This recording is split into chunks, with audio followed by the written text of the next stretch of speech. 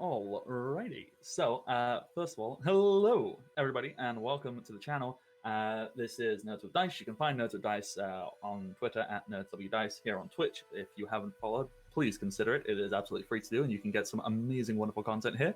And subscribe if you have the free disposable income to do such a thing, because supporting the channel supports the wonderful people who help all of this run and just all of that wonderful good stuff.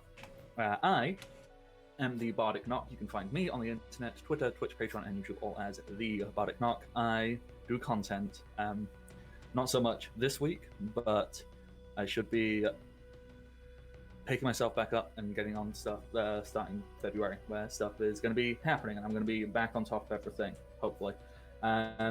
Today, we're going to be playing Session 3 of our Kingdom Hearts game, which we are using the Interstitial, our Hearts Intertwined system. It is a Powered by the Apocalypse hack made by Riley Hopkins. You can find them on Twitter at RevRyeBread. Rev like a reverend, Rye like the bread, and bread like the bread. I just always find that amusing. I don't know why. So that's that. If you like Kingdom Hearts, if you like silly anime nonsense, if you like an excuse to just use friendship as your power to do amazing magical spells, I highly recommend checking out and all of that. I have probably talked enough right now, so I will let the players talk, and after that I'll give a brief recap of what is going on, and then we'll just jump into it, I guess. So with that, Capjack, would you like to introduce yourself and who you am? I would love that. Hey everybody, I am Capjack, and today I will be playing the one, the only Sirish, the absolute bastard of a cat that everyone hates, kind of, but everyone loves, because who doesn't love a cat? But also a cat that possesses people like Hootie from Owl House Hoot Hoot. That's who I am. I love it. I love it so much. Is there anything else, or are you happy for us to move on to our next wonderful human being? That's it, Hoot Hoot. Thanks for including me. Kay, could you tell us who you are, please? Hey, I'm Kay, aka Undead Kay, and I am playing Xylene. Is there anything else? Oh yeah, well I guess I was just gonna save that toward the end because I'm lazy today. You can find me over on my Twitter at K_undead because Twitter is back asswards.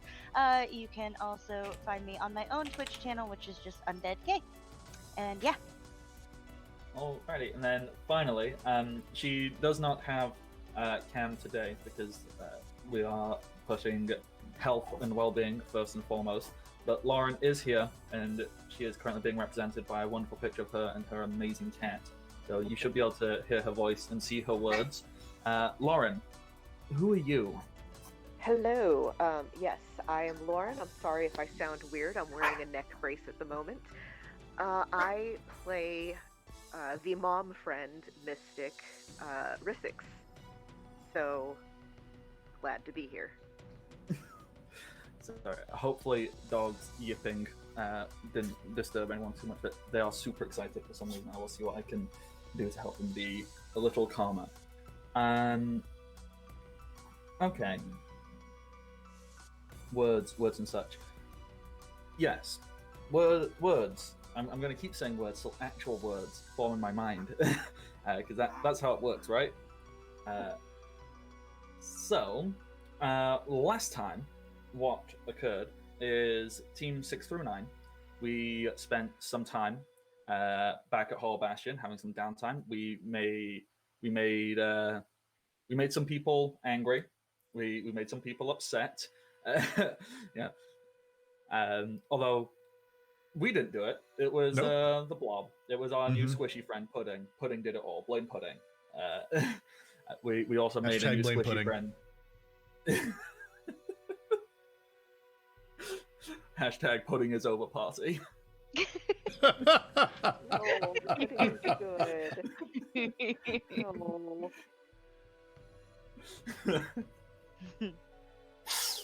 Oh, just saying Pudding the is our occasional, Roomba baby. every now and then when I just get to say sentences to do up this game, it just sparks so much joy in me, and I'm so glad to be a part of all of this with you. Thank you, everybody. So we also met Pudding, who is a delightful, squishy, gooey baby child who we left at home to clean up, I guess. And we jumped into the Boiling Isles. Having arrived at the Boiling Isles, we kind of explored. Siri took on the monstrous form of Hootie, a house with an owl tube attached to it, and that owl tube can just infinitely stretch, apparently. And that is what's going on. We met some people, we made some friends. So specifically met Ida, who she just kind of went off and did her own thing very quickly. Made friends with Luz, a pure and wonderful ball of goodness. And then we headed on over to Hexside Academy, I think is the name of it, right? Hexside Academy, yeah. Yes, good. Brain is retaining information. I am succeeding. We went on over to Hexside, where we came across a rather... Okay. I have like 27 adjectives to describe Shozen, but what does everyone think like one singular adjective would be to describe this just of a person? Can I just say Shad? Just a Chad. Okay, so the thing is, Turbo Chad Gaston. Yeah.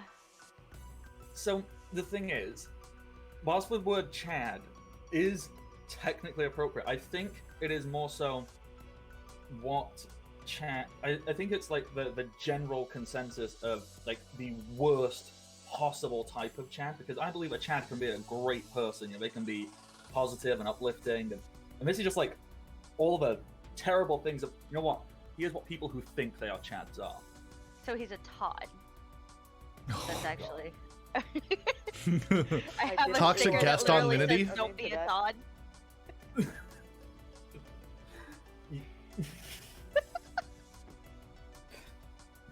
You know what? That is fairly accurate. Chosen is just the goddamn worst. Yeah. Pretty much. Like, Yeah. if you could just take all of the most terrible aspects of just humanity. I like it, Winky. Todd, Chad, Howard. Yeah. It just Oh, works God. for me. Oh, that's Oh. so good. Everyone just starts T-posing and floating around through the roof. It just works. Okay. So yes, that is who Shozen is, and Shozen is a Keyblade master who had kind of just been wreaking havoc, apparently desperate to seek out the monstrosity and the evil that must be vanquished. And in doing so, kind of caught the ire of Team 6 through 9, who immediately came to realize it probably wasn't the smartest idea to engage in standard combat confrontation, and instead decided to challenge this Todd Chad Howard to, can we just abbreviate it to TCH? I'm in, yeah. Yeah. I'm very happy with that. So this TCH.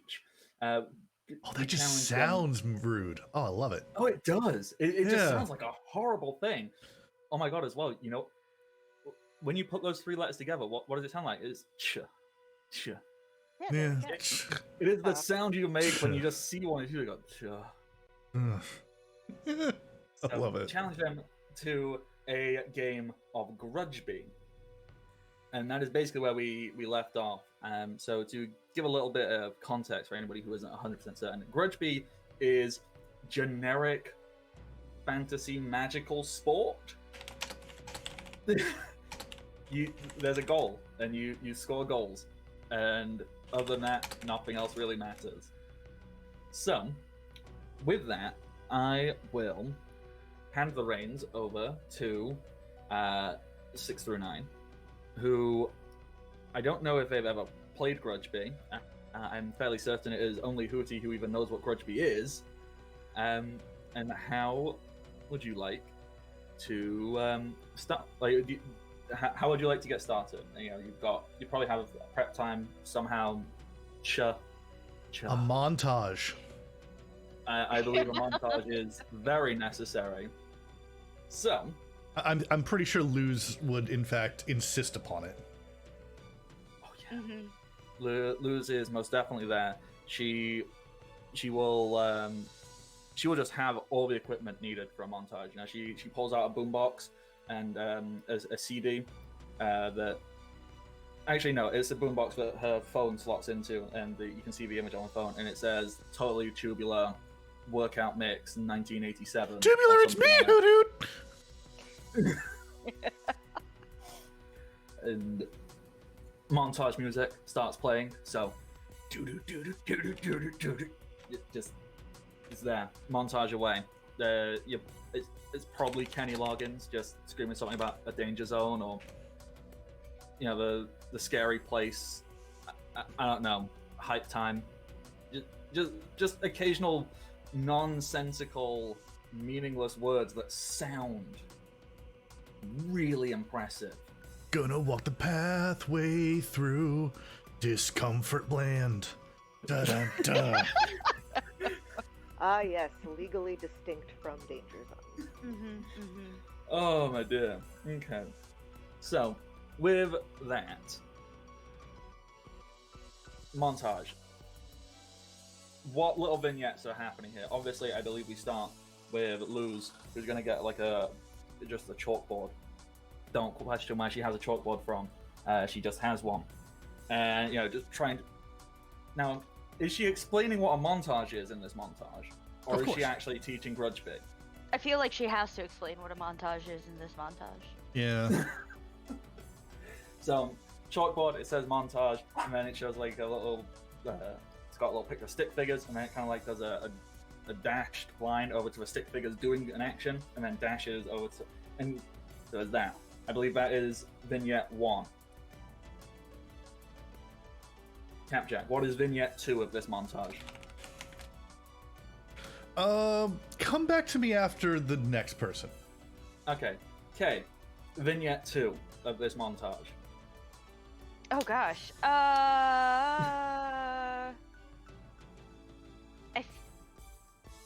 Maybe like a warm-up exercise, like we're all just kind of like in sync, doing jumping jacks and push-ups and getting ready. Jazzercise. Gotta get that warm-up. Yes, jazzercise. That is what we're.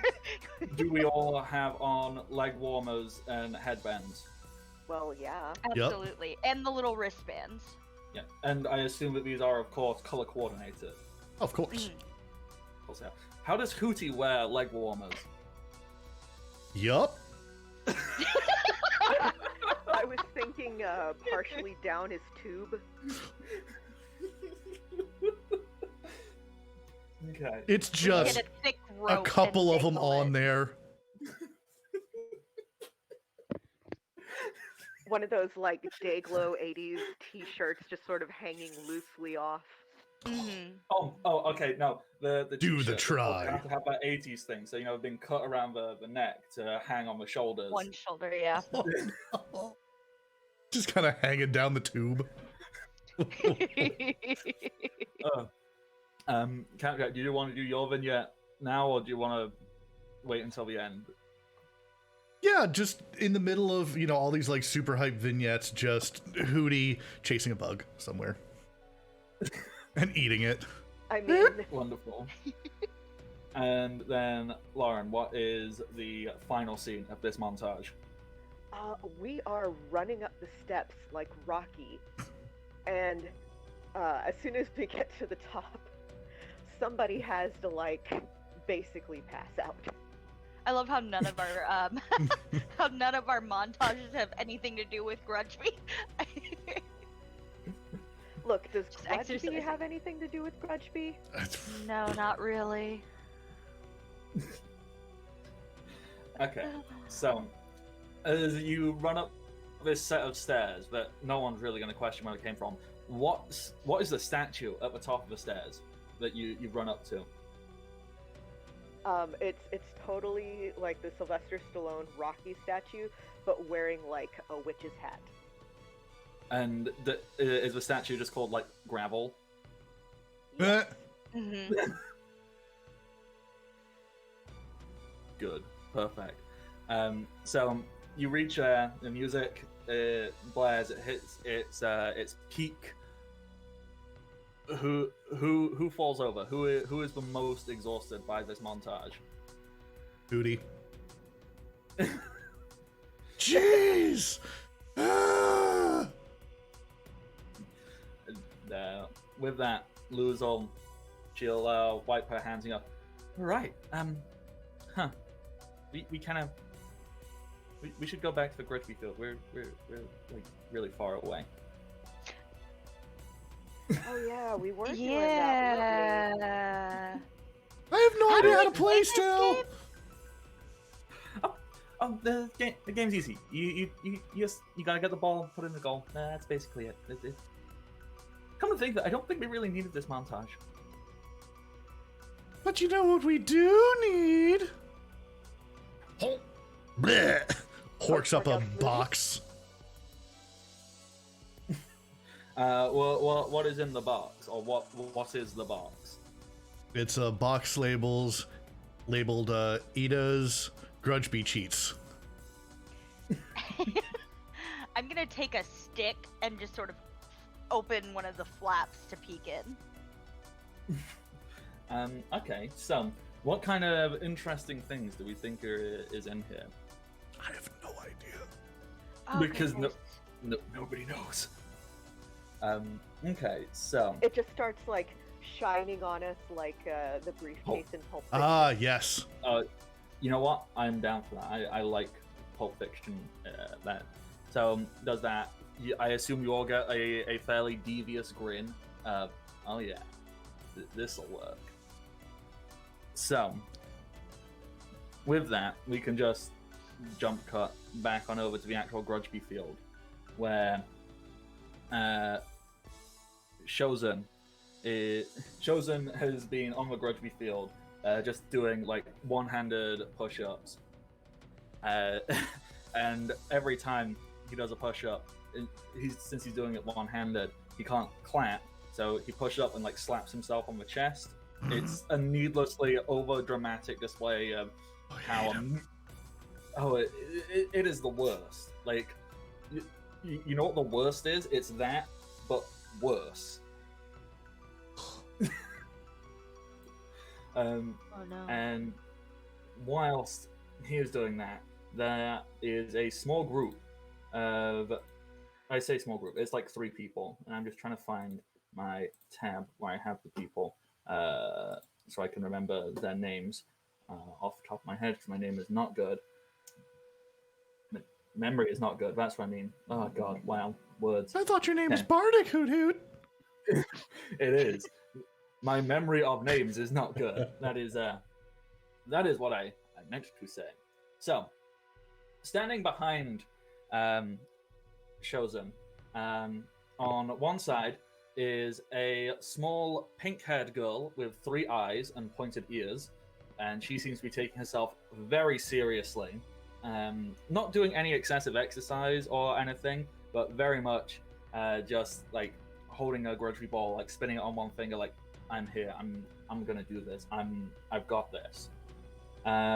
Then next on the other side, there is quite a large framed, muscular looking person, and they seem to have a plague doctor like mask on. Their arms seem to like be able to shift and morph, so like they look like arms and then they turn into like hammers and they're like hammering the ground.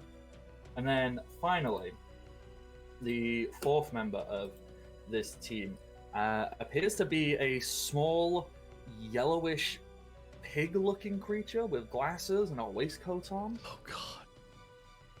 And he doesn't really seem to be doing anything. No. He just kind of sat there. If anything, he's just sat there, like looking encouraging to the rest of his team. What would you like to do when you arrive back to the field and see this group of people?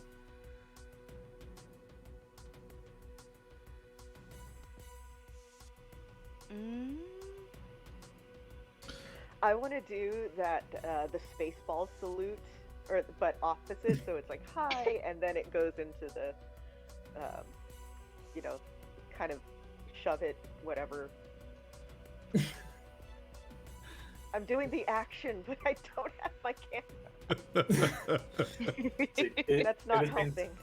It has been such a long time since I've seen Spaceballs, so I'm trying to pull back on memory. KO, Okay, Capjack, do either of you remember? the way that it is in Spaceballs is I've never seen they Space. do that. Oh, Or Yeah, 'cause no, isn't Space it like Jam. the Oh, thing, the Spaceballs? where Oh, they then go, yes.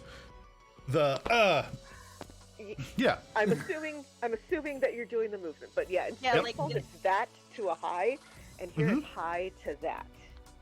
Okay, so like, yeah, okay. No, I dig yeah. that. Are you doing that? I thought like you this said entire- Space Jam for some reason. Oh my god. Because I've never seen Space Jam. God, have I ever seen Spaceballs? Oh, okay. I'm gonna have to do a group walk to Space Jam. It's a great. Hell yes. Okay, it's only an okay movie, but the soundtrack's amazing. I mean, I have not seen Space Jam in so many years, and a part of me, I don't really want to rewatch it in case I start to find all of the glaring flaws in it. So in my mind, it is forever a wonderful, perfect movie. just I because. think I rewatch it every couple of years. I mean, they just announced that, or they announced recently there's going to be a sequel. Yeah, it's actually going to be That's out the thing. in a couple of months. Oh yeah, Oh. like July or Yeah. something, I think. Yeah. Okay, guys, I'm rewatching it. 'Cause Yeah. Space Jam, it has had, like, it's one of those things that's just, like, perpetually stuck in my mind. Like, so, I can't ever say, you're ready for this, without immediately going, dun, dun, dun, dun, dun, dun, dun. Like, yeah, no, stop. It's just there forever. I always like the variations of the "Come on and slam" and welcome to the jam. That's literally all I know from the whole thing. Oh, I know all the words. I was really into Quad City DJs at the time. Oh, that is so good. Like, Okay. me and my best friend had a basketball team that was basically just us that we called the Quad City DJs, and then we realized there's only 2 of us. So Hey, that's enough to play doubles.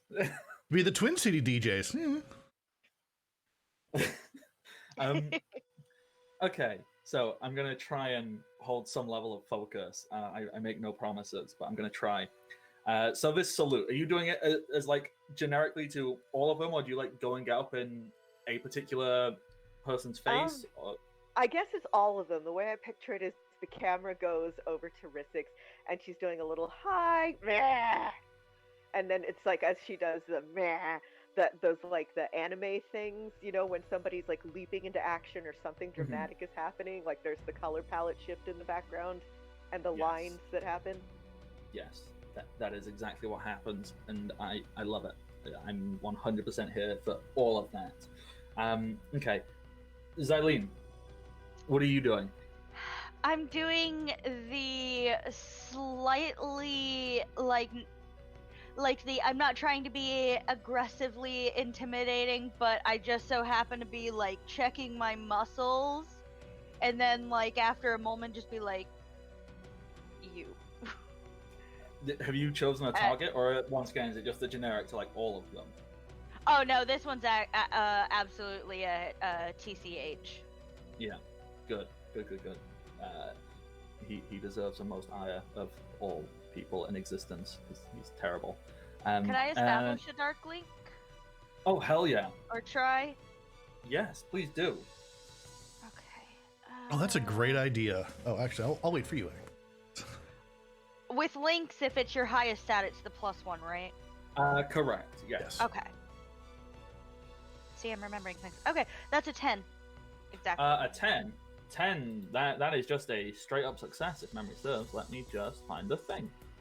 Making a link. 10 plus, you both get a link, and your link move triggers. What is your link move? It should have been me. Whenever you make a link with a character that has a link of a different type with you, gain +1 forward on actions against them. So I don't know if it would apply here because, yeah. But okay, so, all right. This is I'm gonna do some mental gymnastics here, but hear me out. Shozen is going to make a heart link with you because he is fundamentally learning about himself that he needs to assert his dominance harder over the monstrosities that should not exist. Oh, jeez. He fundamentally learned that about himself, feeling this connection between the two of you. Going, yeah, I am learning something deeply about myself, and that is that I need to just be more of this amazingness that I am as Shozen. all right, yeah. I mean that logic, it's a little loopy, but yeah, I'm down. So I'm also going to make an attempt for a link. And the new move that I got, Friends in Low Places, when somebody else makes a link, take +1 forward to making a link with either of the people involved. Oh, that's so good. Wait. So that's a 9, +1 from that, so that's a 10. And that... Yep. Yeah. And... oh, wait. Yeah, What link actually, you it would have been a making? 10 anyway, so it's an 11. It's a dark link. Oh, yeah. Wait, it would have been 12. Hell yeah, Right. No, I'm good. You just straight up get that. Your link move only happens on light links, doesn't it? Yep. All right, cool. Good to know. Rissix, did you want to make a link with anybody here, or are you holding off? Yeah, on that for a bit? can I make a mastery link with Basha? Because I'm gonna school her. Yes, please do. Yes. Yeah, so Okay. in my mind, we have done the very stereotypical, like, oh my god, you know what this looks like? This looks like it's basically like the final scene from a 90s X-Men cartoon. So there's just the two teams lined up glaring at each other. That's what is happening in my mind. And so you're glaring across from Basha, and you want to roll masteries because you can school this. When the game starts, we're Preteen just gonna girl. run across the field at each other. Mhm.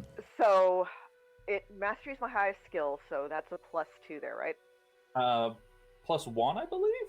Okay. +1 could be. Okay. It says 2 on my sheet. Oh, it's if you 2 on you your might have sheet, something special. then it's +2, and then you gain an additional +1 because it's your highest stat. Oh, okay. That's what I get Well, confused. I rolled an 8.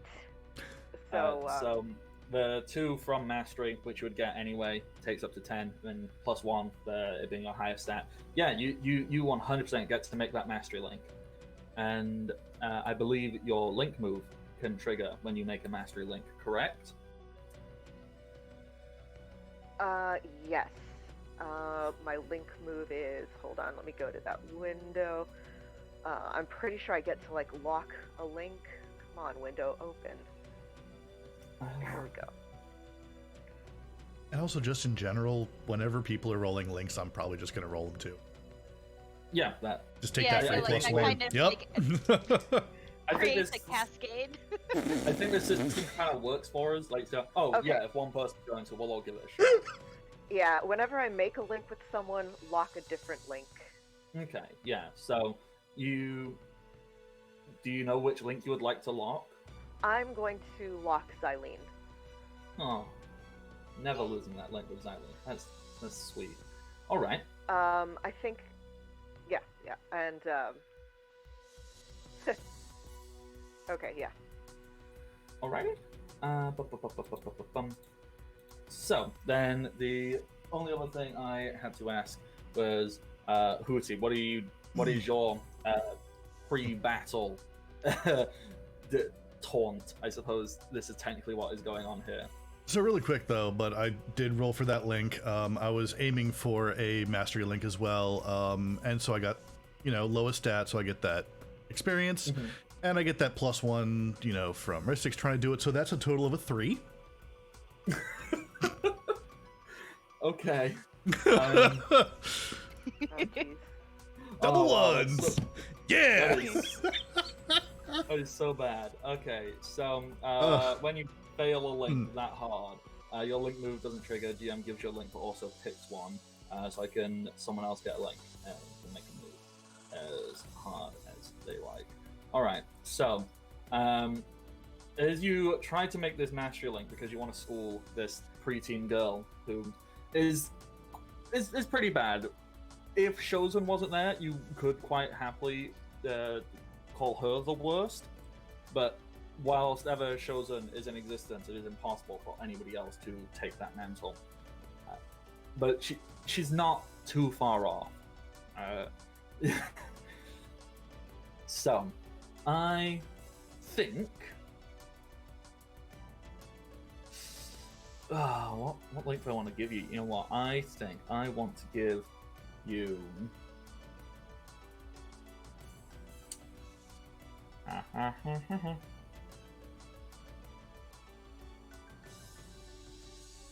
I'm just...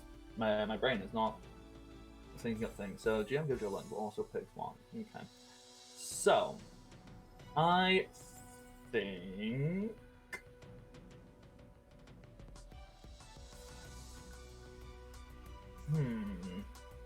There's a lot of thinking going on, and I did not agree to this today.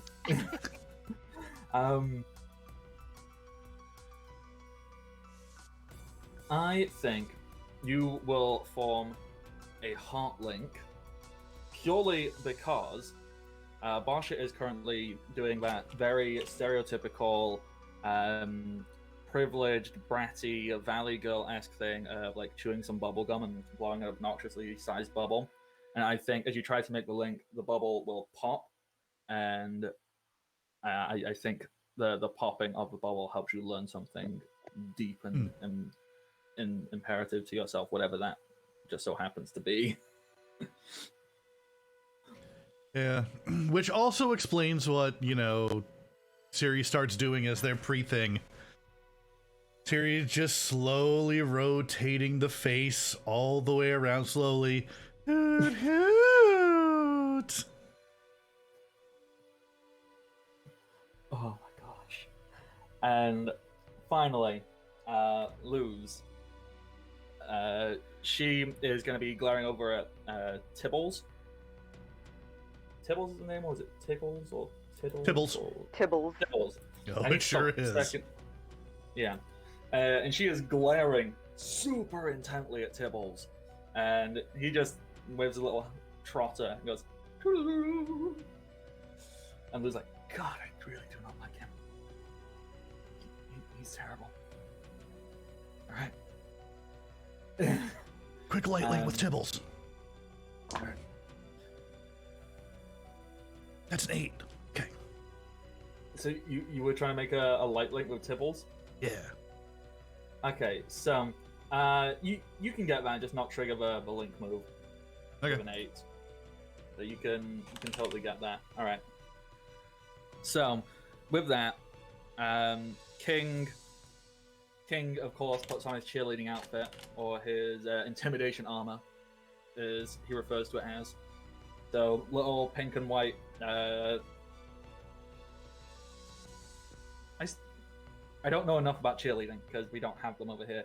Is that technically like a skirt or a skirt, that little cheerleader outfit? I think they usually have like usually a skirt. Yeah. I think. Well, it really just depends on the school. Some are skirts, some not so much. Yeah. So this lovely, amazing little yellow and white number, pom-poms, and King will walk out into the middle of a match and do a little... Alright, now that's established. Throws the pom-poms out, lifts up a Grudgby ball. Gonna have a nice, clean, fair match.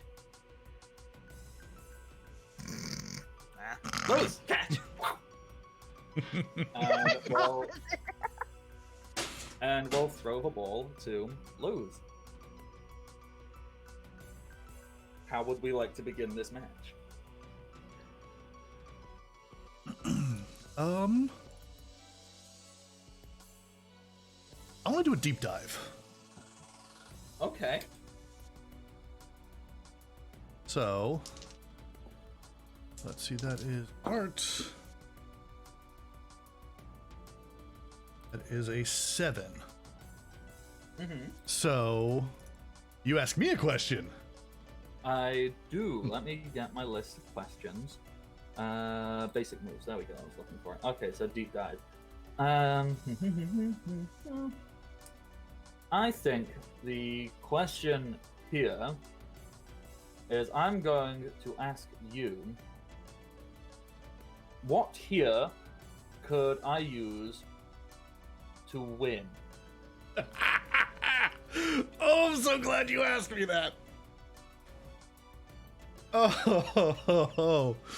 Oh, literally what I wanted. I'm so happy. So the ball gets thrown. Hootie looks around and goes, "Blah!" And it's just bees. Oh god, not the bees. Just a cloud of angry magic bees. Oh no! Oh, where? Fly, my pretty Hoot! Huh? Are these bees aimed anywhere, or just a mad swarming? What is a? I suppose a collection of bees is a hive, isn't it? Just are they focused? Are they doing anything? Or is it just bees? Bees. Oh, yes. All right. And yes, I have just seen that Laura has just had to step away for a moment. That's absolutely fine. I'm keeping eyes on things. Look at me. Ooh, magic. Woo! Okay, so the bees. I think the easiest thing. These are basically going to give your entire team an advantage. So essentially, any move you make that actively involves interacting with the opposition, you can get a +1 forward on because they are distracted by bees.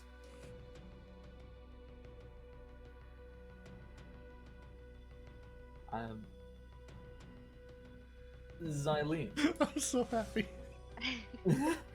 what, Oh. what would you like to do? Okay, I think seeing that Luz has the ball, I'm actually going to try to keep people off of her and keep people from like trying to take it from her, so Mhm. she can actually be able to run down the field. So Okay. basically, if people try to get like up on her, I will absolutely just go, ugh, go away. Get bodied. Let me just have a little look. I suppose. Okay, so do you want to just hold on a moment Yeah. and maybe try to do an interfere if someone tries to do something? And I believe that is Lauren jumping back on into the call. Yeah. Mm-hmm. Hello, yes, sorry. Hey, no, it's fine. Is everything all right? Yeah, everything's great. All All right. right. So to wonderful. catch you up, bees. Hell yeah. We have a +1 forward on everything because Hootie vomited up a cloud of bees. Specifically anything that involves interacting with the opposition. So if you're doing stuff to help each other, then you don't get it. But if you're doing stuff that involves the opposition, +1 forward, nice and easy. Sweet. Xylene has said that she is going to. She's basically holding back and is going to roll interference if anyone tries to interact with Luz. Risk. What would you like to do? Luz is holding the ball and is about ready to go and attempt to score a goal.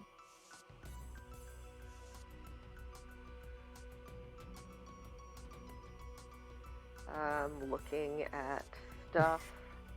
That is absolutely fine because Um, still a very fresh system for all of us, isn't it? Just trying to remember what everything is. yeah, and I'm trying to read this on a phone, which isn't really helping. Oh, okay. Yeah, no. I guess what I'd like to do is, okay, hold on. Why are you not showing me this page? Come on. Here we go. I would like to cast magic, Mm-hmm. and I want to create an illusion of Luz spitting off from her, so they don't know which one's really her. Ooh. Oh, that's really good. So Okay. okay. Sorry, I'm trying to sit up so I can roll.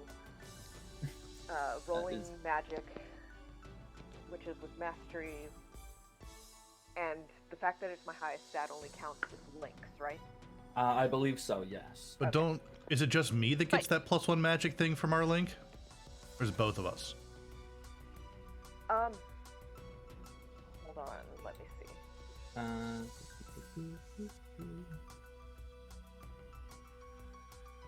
Do. I think it is just you, Cap Jackson. Yeah, I think Okay. it's just Yeah. But you also get a +1 cool. forward, I think. Yeah. I have also just noticed that magical teach thing now also applies to Xylene because it's got a locked mastery link, doesn't it? Right. yes. Oh, cool. And I can mark experience. Heyo. Nice. Oh, Okay, that's very cool. nice. Cool.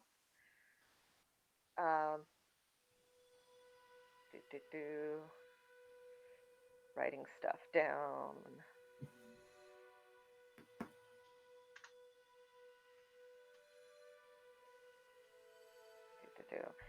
Okay, now I'm gonna roll. Alrighty.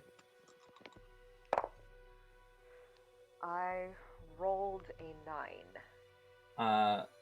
Is that adding in your 2 from your mastery stat? It is not, so that's an 11.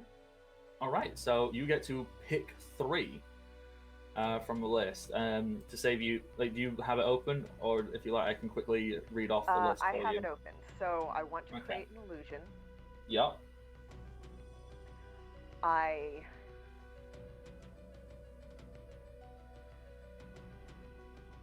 want to open something.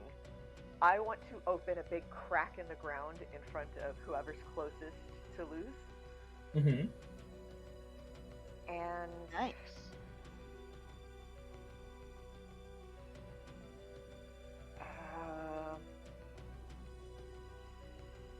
I guess if it hits more than one entity, I can open 2 cracks in the ground, or make 3. No, I'm going to make 3 loses. So Okay. 2 illusions of lose, and a big crack in the ground. Yeah. No. Okay. No. That's really cool. Do you want to do you have like do you want to describe what the magical effect looks like for that, or are you feeling a little? So again, eyes flash. Start pulling in some colors, some like browns and purples and a little bit of white in there for variety, kind of the color of like Luz's clothes, and some green for the grass, and then shove it out, and it like splinters and rushes off in all those directions. And that's when like, yeah, it's like all of a sudden there's 3 Luzes, and they've all like sort of split off from the original kind of, there's a you know, in like horror movies, when people are like moving too fast and it's that kind of blurred, kind of horrifying looking, well, it's like that, and then suddenly there's 3 Luzes, so it's basically the equivalent of a magical sleight of hand, Mm-hmm. and the crack just opens up. Oh, that's so good. And also need to shout out the chat for coming up. Basically, you are making illusions. Oh my god. That's fantastic, whoever said that. Thank you. That was Winky Gomu again. I love it. It's so good. Amazing. So, multiple losers, run, crack in the ground. The person closest, I'm going to say, was Shozen, just for my own amusement, because I want to punish this person for existing in my brain. And with that, Shozen there, Keyblade out. Don't ask why, but you know, this friendly, non-combative match. Of course, Shozen pulls out Keyblade, and as he does so, pulls it out, and I think that's when the crack opens. So Shozen is so full of himself that he thinks he possesses so much power that just summoning his weapon created this crack in the ground. And in doing so, falls into the ground. He is gonna not make a move this turn. As the 2 illusions, they will split off, and I'm gonna say one heads off in the direction of, well, one is going to be targeted by Barsha, one is going to be targeted by, oh gosh, I've forgotten the character's name, the Warden Wrath. That's the other one's name. I forgot, because literally it's only in 1 episode, but I thought would make a fun antagonist. And that's what's happening. Luz. She is making a beeline. She is, oh god. She is, okay, yeah, Beeline. Luz makes a beeline, as in a line of bees.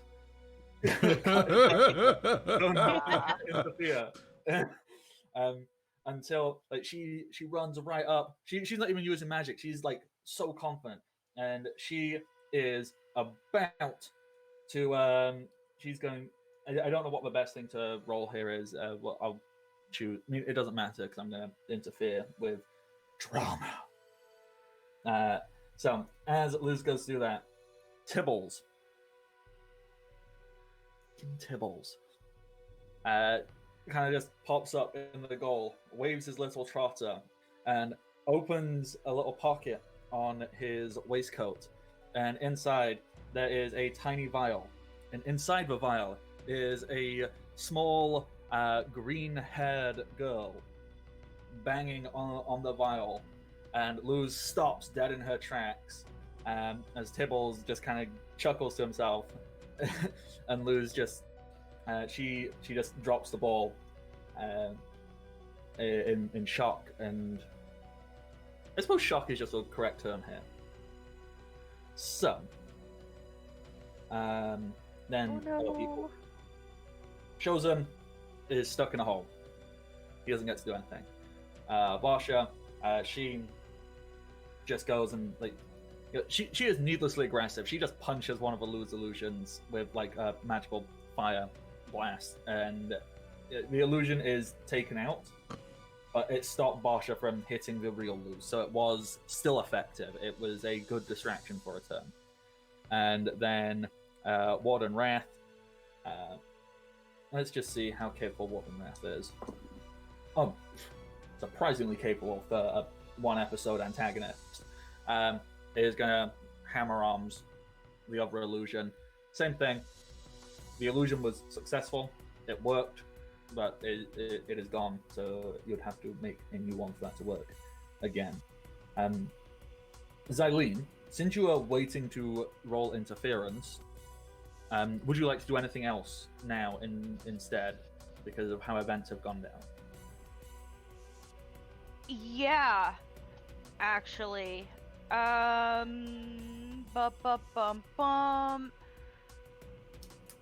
Okay, so I would imagine that Xylene's kind of been sticking close to Lu's.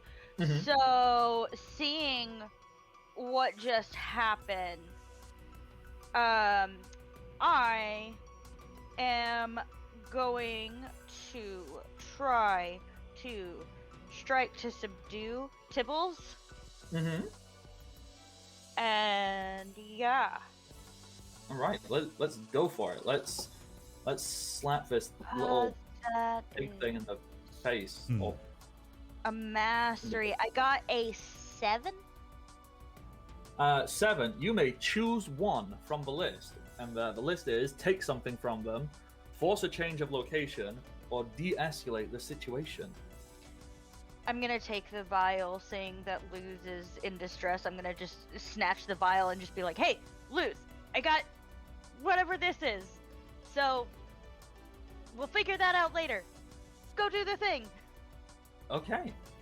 I like that. You now are in possession of a vial, and in the vial is a very small person, small, like unnaturally small, as if they aren't supposed to be that size. And she is like banging on the other side of the glass still. All right, so all of the opposition team moved, all of you have moved, so let's circle it back on round to the top. We don't need any, there's not initiative, so it's literally whoever wants to pick up and do stuff. Sorry, I could just hear a dog barking at something. Who would like to, well, quite literally, pick up the ball and run with it? I have an I idea. Oh, go ahead.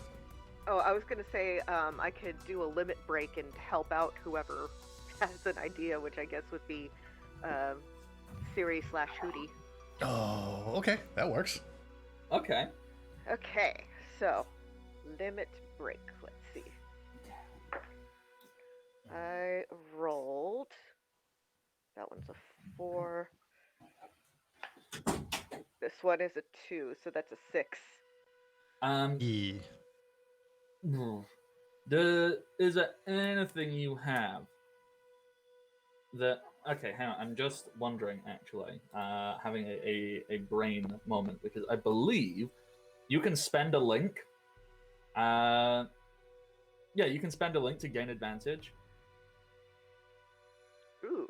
So that is an option if you would so like, because you do need a 7. Okay, I'm going to spend a link with Basha because suddenly this is more important than high school drama. Even though it is still high school drama. This high school drama is vastly more important than the other high school drama. So I get so for advantage I get to reroll? Or is it just like I believe. Oh wait, there it is. I did see. So reverse the dice rolls means you roll 3d6 instead of 2 and pick the 2 highest Ah. numbers. So you can just throw another d6 and Okay. see if we can. that one is a 5. So yeah, 4 and a 5, that's 9. All right, yeah. Nice. So with that, your limit break comes into play. And oh god, I've got too many of these little windows open, so now I don't remember where any of them are. Not that one. I think I just closed the one I actually needed. So it would be spend a link or take a harm. Mhm. I'll take a harm.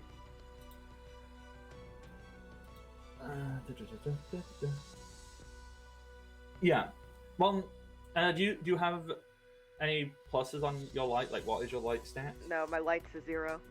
Okay, so yeah. So take 1 harm to do your limit break, which means you can give +1 forward to an ally, which I assume is being Hooty. So Yeah. what does this look like? It kind of depends on what Hootie's doing. Okay. But I like to imagine that I'm like bodyguard-esque diving to do whatever this is. Okay, yeah, cool. In that case, Hooty, would you like to take the ball? Yeah, actually gonna use cast magic. Ooh, okay. That is a 7 plus the 1.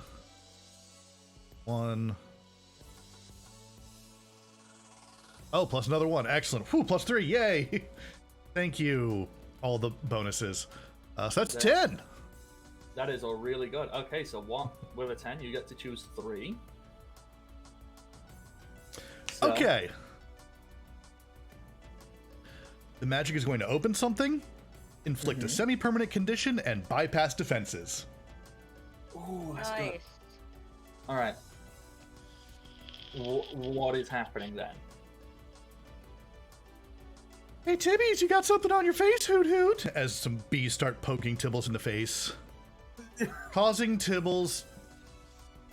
And while Tibbles is patting themselves in the face twice, pop open the cork on the vial that Amity is in, dumping Amity out, causing Amity to grow back up again.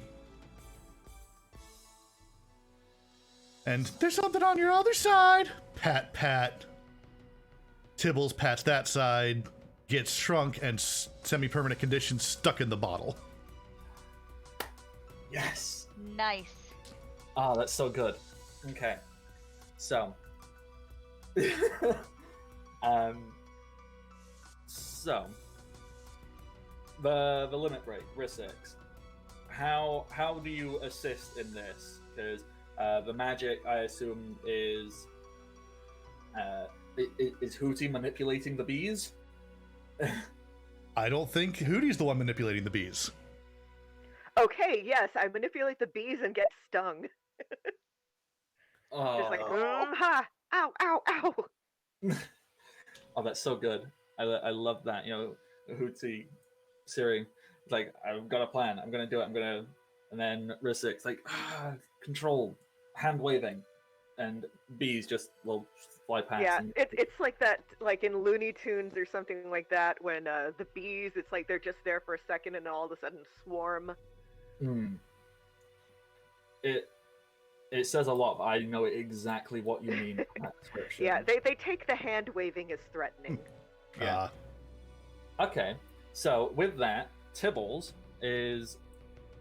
I'm not going to say is stuck in the bottle. I'm going to say has shrunk down, and the bottle has toppled over. So the bottle is like stuck on top of Tibbles. But the cork isn't in, so if somebody was to knock over this bottle, Tibbles would probably come back into play.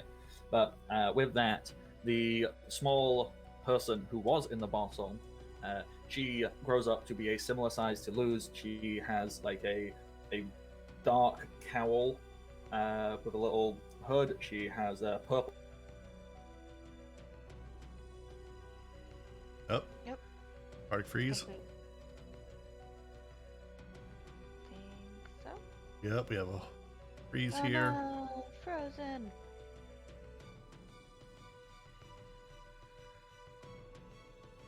We're not in that world yet. No.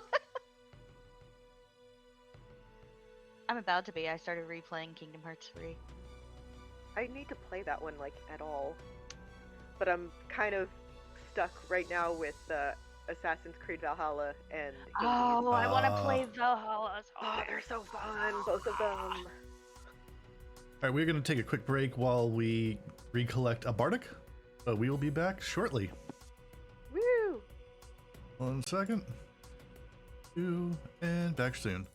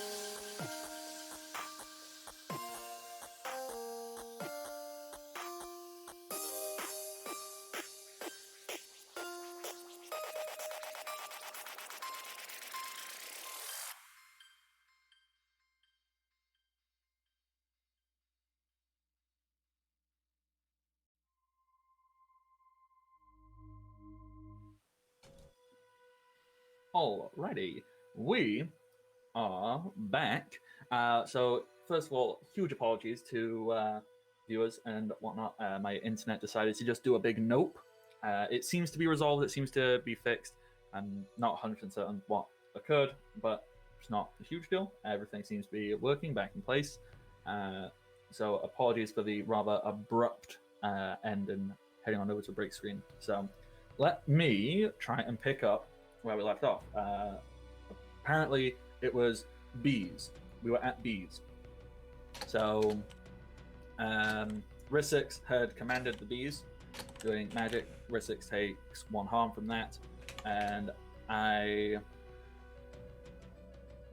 Tibbles tapped himself on the cheek twice, and Amity got big. Well, the cork flew out the bottle, and Amity escaped. It's all good. Tibbles tapped cheek twice again because of bees, and is now shrunk. The flask will have been knocked onto the ground and is now currently on top of Tibbles. So Tibbles is stuck in the glass. But if someone knocked it over, Tibbles could probably just get back up and be absolutely fine.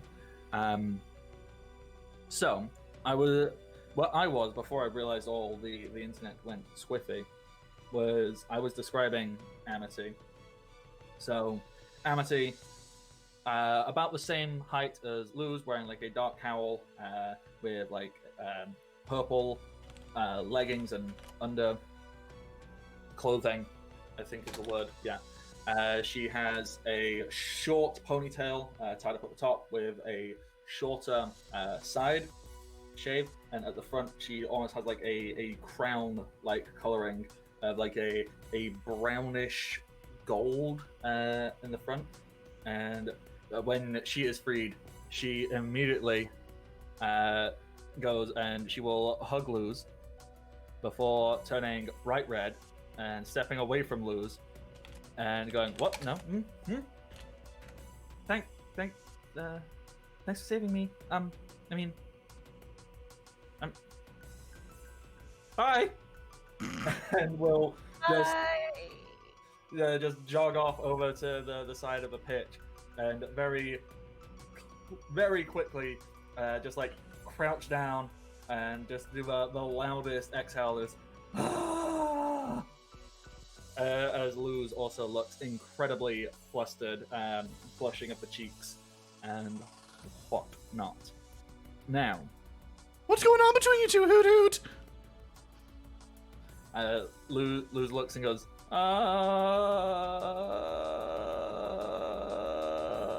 Grudgby!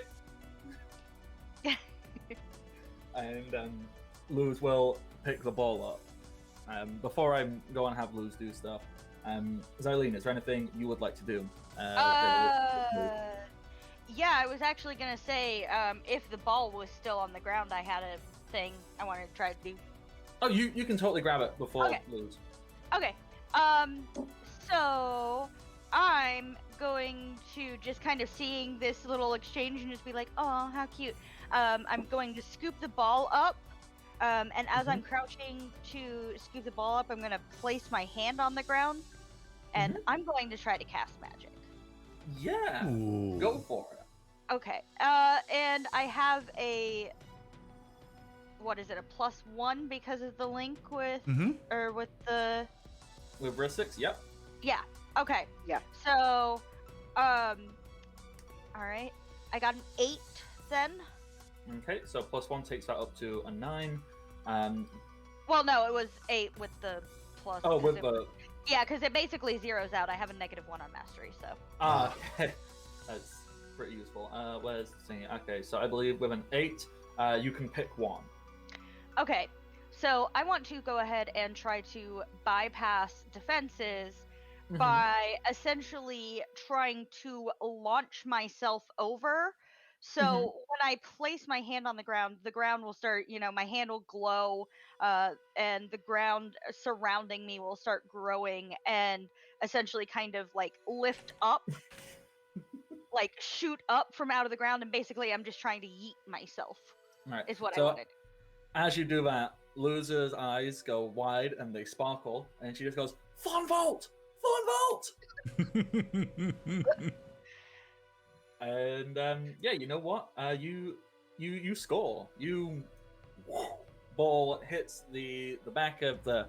It's not really a net. The goal, I guess. In case it wasn't incredibly obvious, I know very little about sports, even fictional ones.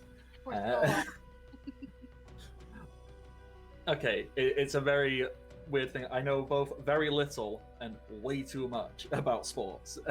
like, if we just want to sit here and talk about rugby, I know way too much about it. Anyhow, yes, you score a point. Loud noises go off, fireworks, all of that. And with that, the other team, they all like kind of dust themselves off. Obviously, Tibbles is still stuck in the vial, and no one goes to help Tibbles. This team does not work well together. They do not play nice together. They are all very much individuals. They are not a team. So Shozen kind of pulls himself up out of the ground, and yeah, I'll say Barsha has the ball, and Shozen just walks over and takes one and goes, "I will take this, little girl. I will prove my dominance. Ha ha!" Oh, this is gonna be fun. Oh, he is the worst. Like I cannot stress how much of the worst this person is. So Shozen is going to start his move, and you know what? He is going full aggression, and he is just going to strike with intent anybody who gets in his way. So you know, let me just grab a D4 because it doesn't really matter. I think he will go out of his way to hit a person, and it doesn't really matter. So does anybody have a specific number they would like to be on the D4? I'll go with 3. Why not? Okay, so 3, I'll be 2. 6. 2. Oh, D4. I can count. Yeah. I would love to be a 6 on the D4. Yes. 1. So I think you've got 1 or 4, Capjack. Okay. I'll go for 1. 1. Okay, so 3. 3 was Xylene, correct? Yep. Yeah. So Xylene, Shozen, her ball in tucked underarm. Just not even trying to pretend like follow the rules. Underarm, keyblade out, and it's just gonna run directly into you and strike with intent. So let's see how this goes. Where is the thing? There we go. Okay, so that is that. Okay, so that is a 10. So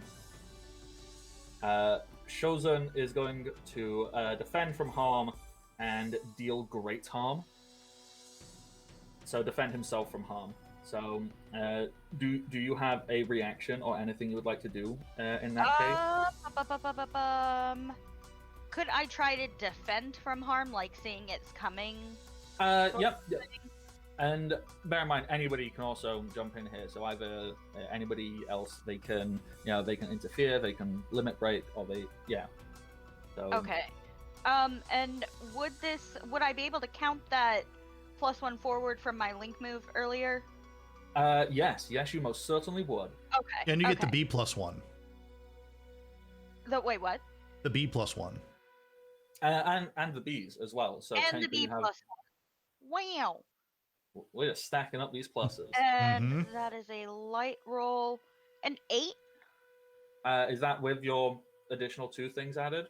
Yeah. Okay, so an 8, you can avoid danger or harm happening to either yourself or others. So on an 8, it will cost you. Expose yourself to danger, or the GM makes a move. So what would you like to do? What if you are defending yourself from misdirect harm, what would you feel happens?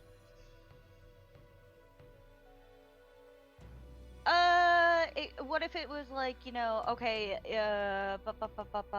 like able to avoid the harm but get like knocked on the ground or something, so I have to like take a second to pick myself up?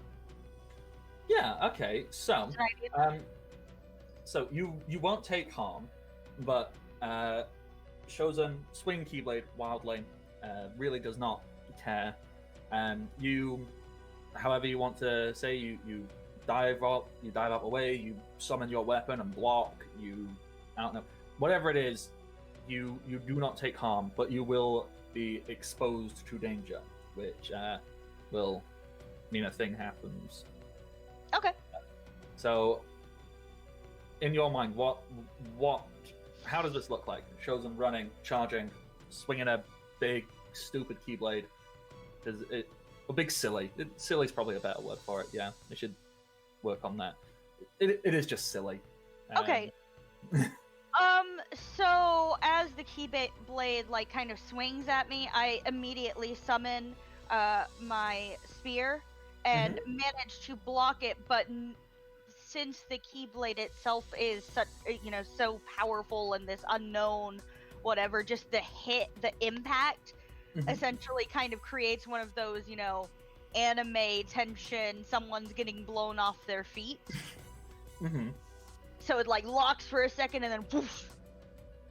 All right, yeah. I like this. Okay. With that, Barsha is going to cast magic. Oof, yikes. Actually, that might just be enough. I inherently kind of went, ugh, because I rolled a 1 on one of the dice, but the other is a 5, so that's 6. But she has a +2, I think she's okay. That'd be an 8, yeah. Yeah. Okay, no, she does not have a 2, so she just misses. So she goes to try and cast magic, nothing happens. Or, just fireworks, just big, impressive things, but no mechanical things occur. But there is also going to be Warden Wrath, who... these people, like I said, they do not work well together, but they certainly like to hit things out of their way, and Warden Wrath is just gonna arms into hammers and just smashing the ground. That is a 7, so it is only going to deal 1. And so Warden Wrath is going to take control of the situation by slamming the ground, causing Shozen to be knocked a little bit off path, meaning Shozen drops the ball so Warden Wrath can scoop it up. And Warden Wrath is going to progress onwards to get closer to the goal. Rizix and Siri, Hooty, Hoot Siri. What would you two like to do? I would like to... Okay, refresh me again real quick on what Shozen is doing. Shozen was charging towards the goal, has been knocked off course by Warden Wrath, and so now Shozen is just kind of... Shozen, I think, is still running forward, but like slightly off kilter from the goal, and it's probably going to double back around on themselves, but currently they are not engaged in anything. Okay, If you don't want to focus on Shozen since he doesn't have the ball anymore, I have a plan for him otherwise. Okay. In that case, I will limit break with Hooty. Okay. Okay. So, you want to do a similar thing to last time? Do your roll, and then let Hooty do whatever Hooty's doing, and then see what happens? Yeah. Yeah. That is a 6. Okay. So... Oh dear. With a +1 from the bees? Okay. Because I'm going to be using but them. Does it count if with the bees? I mean, Does I the think... bees count towards that? I think technically it depends on whatever Hooty is doing, because the bees are like, if it is causing interaction with the opponent. If it's just between the two of you, then it won't add. If Hooty is interacting with the opposing team, then yes, we can finagle and give that +1. So either this will work, but you will have to spend a link or take a harm, or you will make the situation worse, depending entirely on whatever Hootie is doing. Oh, Hootie is going to be using the bees. Okay, Hootie. What are you so doing? That's a space 7. Hootie is going to use convince somebody on the jerk. Which one? That's not helpful. Oh, sorry, Shozen specifically. Okay. Convince somebody. What are you gonna do? Or what are you saying? So Hootie's like after the warden, knocks into Shozen and steals the ball. Hootie's just gonna kind of like float up next to Shozen. You're like, "Wow, you're doing really good playing on the evil people team, Hoot Hoot." And then start like using the bees to show things that Shozen's teammates have done to people over time, like all these horrible things. Okay. Yeah, roll for it, please. God, I hope this works. Let's see. So that is a. Okay, yeah, this will work. 7 plus, 2. So yeah, 9. Yeah, that is more than enough. They need some evidence first. I mean, first and foremost, the fact that Warden The Ram bees got in the way. That's already evidence, but bee pantomime is probably the most effective form of evidence. In fact, and the whole Amity thing too that happened already. Yeah. So in my mind, but it is now canon that in the Boiling Isles, bee pantomime is like the premier form of evidence given in legal cases. So it is clearly it is very good, clear assurance. So you have convinced Shozen, and what would you like to convince Shozen to do? So Shozen's whole thing is being the good guy, right? The best, being the goodest guy. So the best way to be the best right now is to defeat the evilest people here, which are presently his own teammates. Mm-hmm. So basically, Shozen switching teams. Okay, and just to take into effect, obviously there's the limit break as well. So Rissix, how do you assist in this, and what is the cost you pay of spending a link or taking harm? I'm going to take harm. Again, I'm going to say that I'm basically traffic directing the bees. So yeah, obviously some more stings there. Okay, so there's something fundamentally wrong with my brain, because in my mind, since I already said bee pantomime, I really just want Rissix to like somehow put on like a little beret and get like a little director's cone and is physically like directing the bees. Yes. That. Exactly that. Oh, this is so ridiculous. You call that a bee dance? Some of the bees are prima donnas. Oh yeah. Oh no. Yeah, some of the bees are very they have Bee Madonnas? clear artistic differences. So you will take harm again from the bees, and Shozen is fully ready to change sides. So with that, the only person left to make a move is Luz, and Luz is going to attempt to strike to subdue Warden Wrath. Let's go. That is an 8. Is that good enough? Plus okay, the 1B. Yeah. With the +1, that was already good enough regardless. So yeah, all right. Oh wait, and another +1 from +1 from a bees and +1 from the mastery link with Hey. with Rissix. Look Nice. at that. Yeah, that takes it straight up to a 2. So, okay, I've got this. I know exactly what is going to happen. I So, take care of my children. Rissix is okay, Rissix is such a good mom right now. She is helping everyone succeed and taking on the physical burden of doing so. Like self-sacrifice characters are just they hit me in my very soul, and Rissix is very much doing that right now. So, how do we think? Because what I want Luce to do, I want Luce to take the ball, and I also want to force a change of location on Warden Wrath. So, take something from them, obviously. Yeah. For force a change of location, slap down one of those ice pillars under Warden Wrath. Yes. Yeah.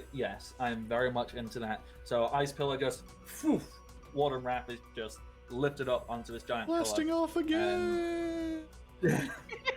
And just flying off into the distance as Luz has a ball and is running. All right, that brings us. Yeah, I suppose this technically brings us all the way back around to Barsha, who is literally the only member of their team currently still here. So Barsha is going to. Yeah, you know what? Let's cast magic. Okay, that will do it. Okay, Barsha. She is going to cause one harm, hit more than one entity, and have no unintended consequences. Actually, no, I lie. I lie a lot. It's not no unintended consequences because I want an unintended consequence because I like the sound of that. She is going to inflict a semi-permanent condition. What Barsha does is she is angry. She is frustrated that she has been made into some laughingstock, and she's going to stand there as Luz is running. Luz is like, "Oh my god, I'm totally going to do it. I'm gonna get another goal. No one's going to stop me this time." And Barsha stands there, all three eyes glaring. In fact, very cartoon effect. They look like they are on fire. Barsha, her hands are enveloped in fire as she just she leaps into the air, like she propels herself with fire from her hands and just rains down fire on the entire field. Can I use interfere? Oh yes, you most certainly can. Okay. I can already foresee the unintended consequence here. Yeah, interfere is dark. Okay. That is a 2 and a 3. Jeez. 5. Ah. Okay. No. So let me just read what happens when you miss on an interfere, because this might not be good. When you miss, they do it. GM makes a move as hard as they want. Good luck. Okay, yeah, no, that is pretty much exactly what I needed. No. Okay. Can I drop a defend from harm at this point? Yes, you most certainly can. I think we probably need to. That is gonna be a. No, actually, that's kind of perfect. I get a +1 for that. Yep, that's 9. So. Okay. So it costs you expose yourself to danger, or the GM makes a move. Technically you're already exposed to danger, so I think I'm just gonna make the move. So you defend yourself from the harm, so you're okay. No, I'm not trying to defend me from harm. I'm trying to defend Rissix from harm at this point. Well, I was actually trying to defend everyone from harm by making a Hootie umbrella. Okay, you know what? Yes, I'm gross. very okay with that. So Hootie umbrella, you won't take harm, any of you, thankfully, because Hootie. But Hootie will. Hootie is doing Hootie is doing God's work, basically. Fire rains down, hits no one, but well, it would have, but Hootie's like, no, I'm doing the thing. The unintended consequence of this is as she now is flying in the sky above you, a darkness envelops Barsha. Now, I'm vamping as I try to design a Heartless that is currently forming from Barsha, because this act of pure hatred and anger is definitely her falling to darkness and becoming a Heartless. Now, Barsha, what do we know about her? Vapid Valley girl. Arrogant, bully. Arrogant. Basically, bully, Regina George. basically Regina Yeah. George. Okay. What aspect uses fire a lot? I recall that. So, I think two. Ooh. Okay. Ooh. Yeah. Got it. I've got it. I've got it. After all the fire is finished raining down, Barsha is standing there, and you see a little heart float up from her. She has fallen to darkness. Two giant flaming wings explode out, and they are this deep, dark, black fire, and they stretch down as well. And she basically turns into a giant, black, flaming bird with 3 eyes. You're essentially fighting Dark Phoenix here. I was thinking the three-eyed crow from Game of Thrones, but I mean, no hoot better. my hoot! I mean, three-eyed raven, phoenix, whatever we want to call this. It is big and it Yeah, is. no, I scary. like Dark Phoenix. I like Dark Phoenix. That's better. Mm-hmm. It is the best plot device. I mean, character. I mean. All right. So, what? I mean, Shozen is definitely gonna be on your side now, but safe to assume that the Grudgby match is ended, and you have found a rather large source of darkness. How would you all like to proceed?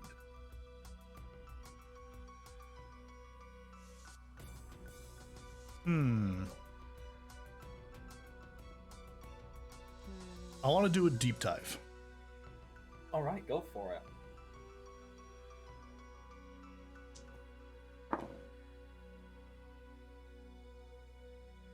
Is a 7.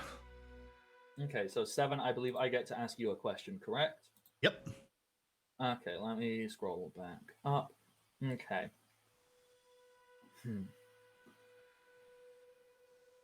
What is the best way out of this situation? So happy.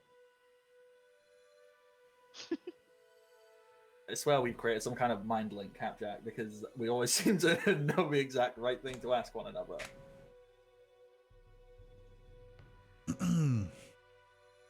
The best way out of this situation can be summed up in a single phrase. Lose the human, magical Keyblade Master transformation. Yes. Ah, Okay. Now, I am very versed with Kingdom Hearts lore. There are many ways in which such a thing can occur. Now, either we can just be like, Luz just inherently has this power and she is awakening it for the first time. The other method is you can awaken you can be bequeathed a Keyblade, or you can essentially claim somebody else's Keyblade. Examples of this are in the original Kingdom Hearts when Riku essentially takes Sora's Keyblade. That is what made Riku a Keyblade Master, because he took it and was like, this is mine now. And that's how Riku can use one in later games. Or, like in the Birth by Sleep prequels, they all bequeath one of the island trio, so Sora, Kairi, Riku, with the ability to wield one when it becomes awoken inside of them. So, what do we think would be better here? Do we want to work as a team to get loose a Keyblade by essentially stealing Shozen's? Okay. So I can use my magical teacher to establish a locked mastery link with another character. Mm-hmm.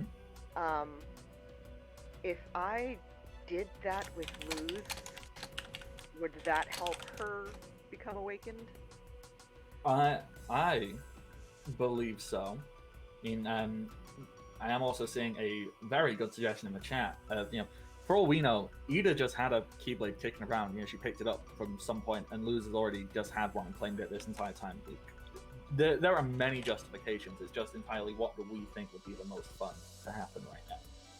But yes, locking that link would 100% assist Luz in awakening this power. I'd like to do that. I would. I want to look over at her and say, Luz, whatever happens, we believe in you.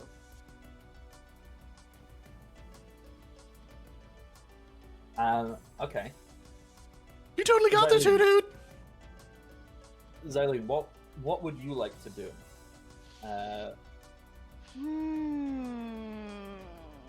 Give me 1 second. Sorry, I'm trying to go to my playbook. That is okay.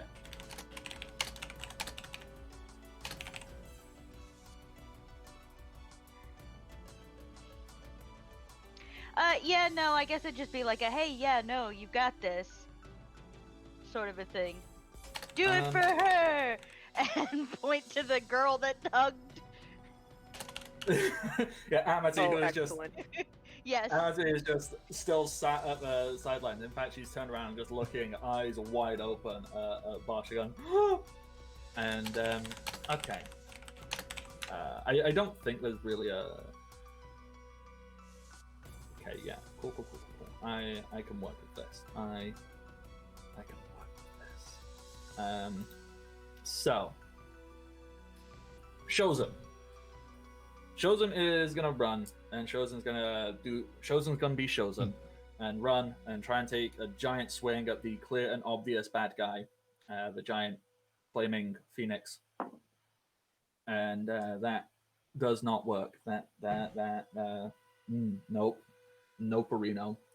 So, Shozen, really big, silly Keyblade, which, just to describe again, in case anyone forgot, Shozen's Keyblade is literally just a big, muscular arm, and then the head of the Keyblade at the top is a fist holding a smaller Keyblade, because it's so silly, and exactly the kind of thing a big meathead would think is cool.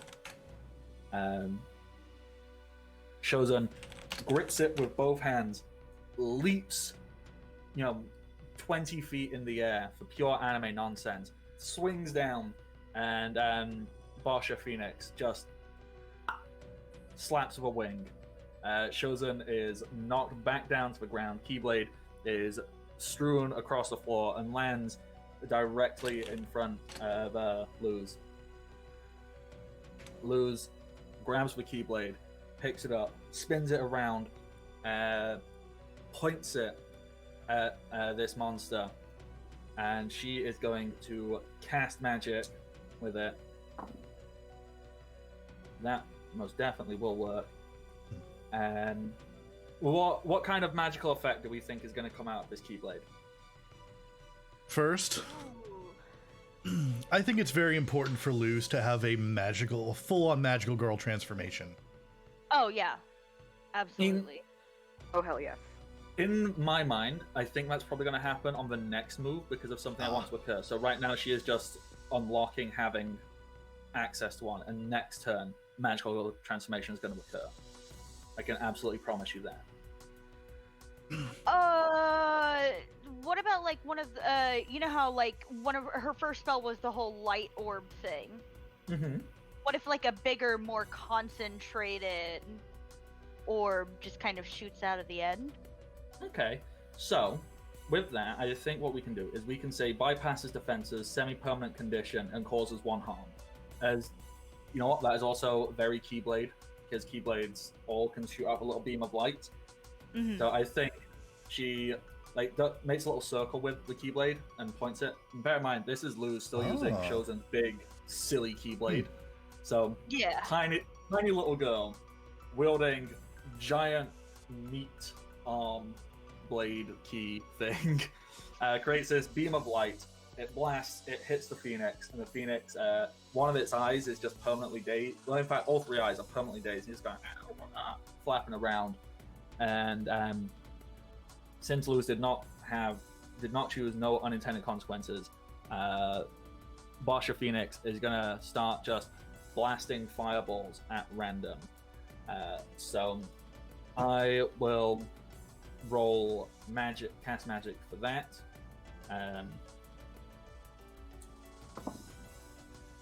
So that is, what Barsha is going to do is cause 1 harm, hit multiple targets, and no unintended consequences.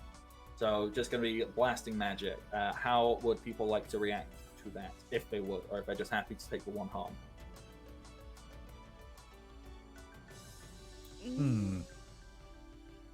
Because the targets this will hit, it'll hit the 3 of you, it will hit Amity, and it will hit Shozu. And technically lose. But a thing is going to happen there. We'll do a cast magic, because I have a terrible idea. I like terrible ideas. And I'm so sorry to everyone in advance.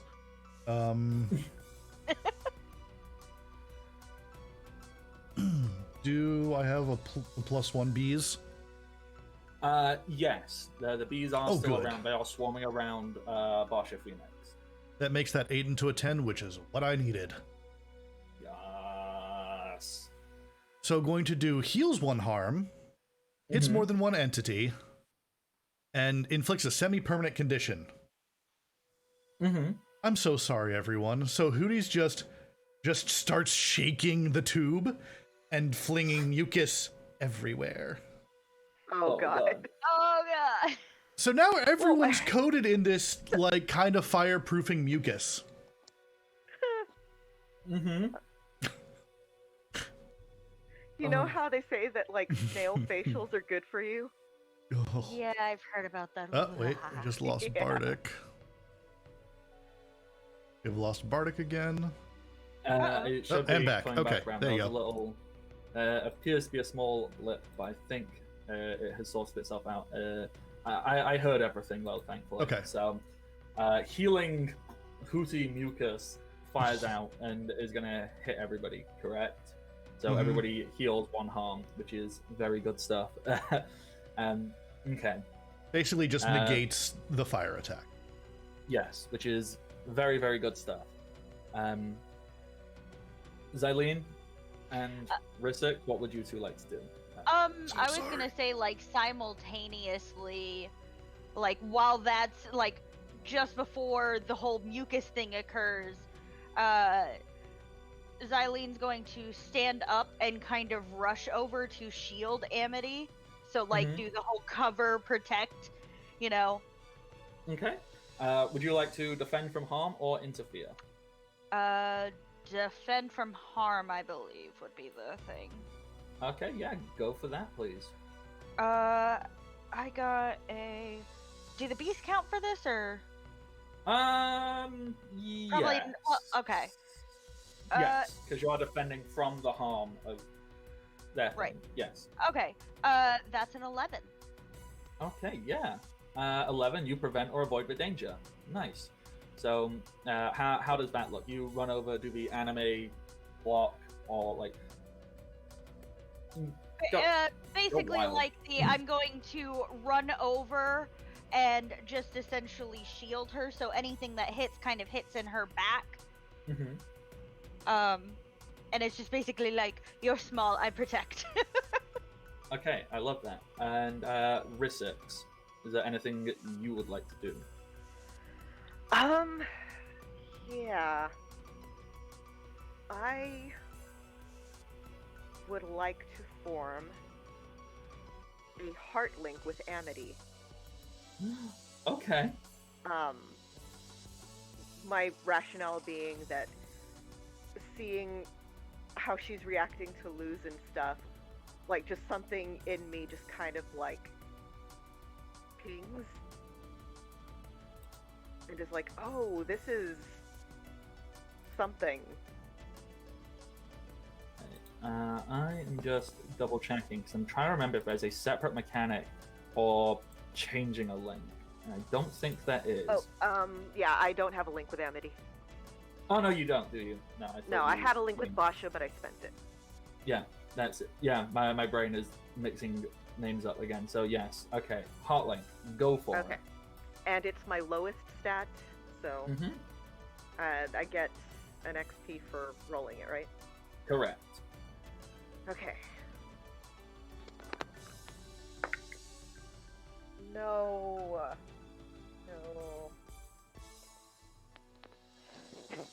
I got a 5, but with a -1, it's 4.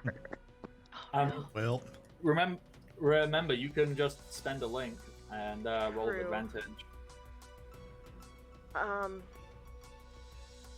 I will spend my Vincent Price link. no. Wait, don't forget you can spend lock links and then get them back later. And You can. Oh. yeah. Okay, in that case, I will spend my lock with Luz. Mhm. Oh wait, no, Xylene. Cool. All right. So roll with advantage. Okay, re-rolling this one. Please be... Oh my god, that's worse. Oh no. Oh, no. Now it's a 3. But my best was a 4. I don't like that. Okay, so on those 3 dice rolls, what did you get? Sorry.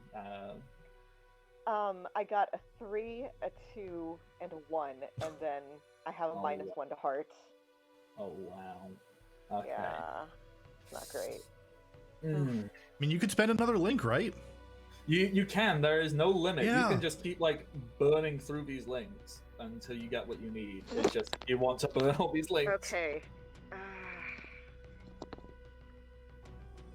Dang.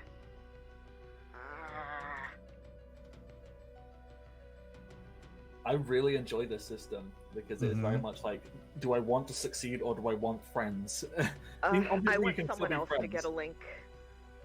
Okay. I can do it. You made the attempt, and so that gives me a +1. Yeah, you still get the +1, which is all very good. Okay, so Okay. someone else I get a gets... link. I get a link, and someone else gets a link. It says. Okay. So,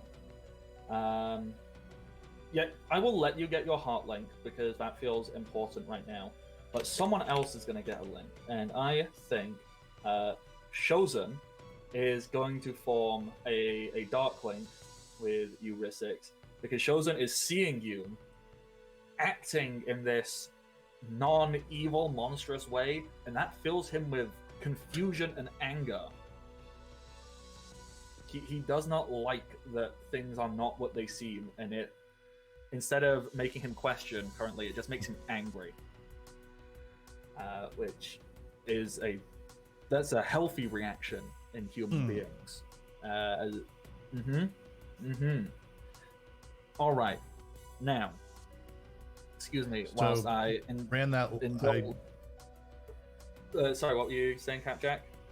And then I rolled for a light link with Amity. Yes, please do. And it was already a 10, so I had the Okay, lowest yeah, thing, so cool. I'll just mark 10. another experience. And I believe you can also trigger your link move, so you can have a world link. Do you have to give that right away, or can you just keep hold of that to use whenever? I can't recall.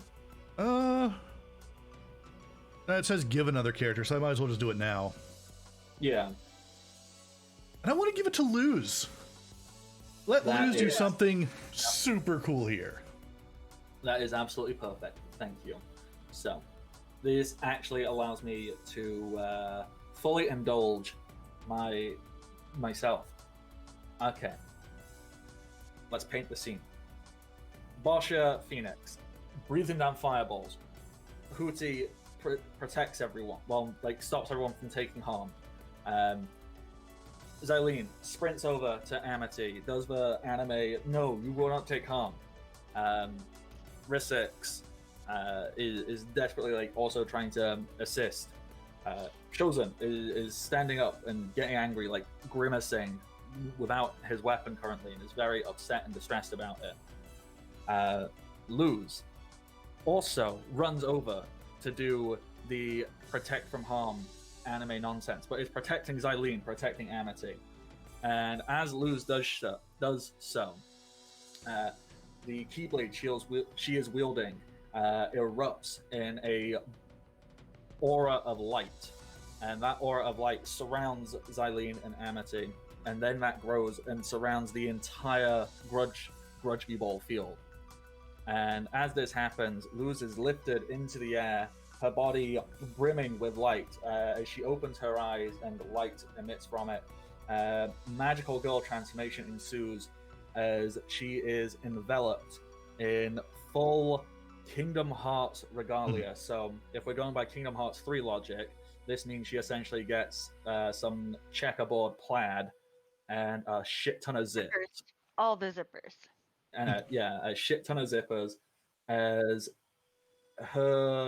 she now has her own Keyblade. This is no longer Shozen's Keyblade, it is her Keyblade. She has claimed it, and it also transforms. Now, does anybody have any specific input they would like on this Keyblade? Because I have ideas, but I would love to hear other people's inputs on it. I feel like So it I needs also to have had- an otter somewhere. Otter, not an owl? Yeah, like her little otter onesie. Oh, Yeah. right. Mm-hmm. Probably some little ears on it because of the ears Yeah, on the Cat hoodie. ears, yeah. Yes. Yep. Ooh, maybe that instead of the otter. Yeah. No Mm. otter, cat ears. Okay. Ooh, and then the symbol for the light, the first one. Yeah. Mm-hmm. Yeah, Okay. have that somewhere Oh, on it. just a whole bunch of the different magic glyphs all along it. So, Or are you talking about like the actual handle part being that first glyph? No, I just meant have that design somewhere on it. So yeah, I like having those all over Yeah, it. the various spells, that'd be really cool. okay. So, I think I have something in mind here.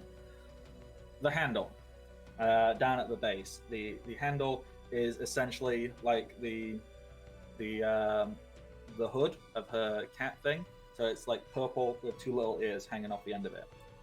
The blade will have all the different symbols of her magic, and I think will kind of resemble a series of books. Specifically, what is the name of the fictional book series that she loves? Adira. Azura. Yeah. So Right. it looks like 3 books lined next to each other, like horizontally. I can't go grab. I could go grab 3 books, but it looks like 3 books, and each one of them is marked with the symbols.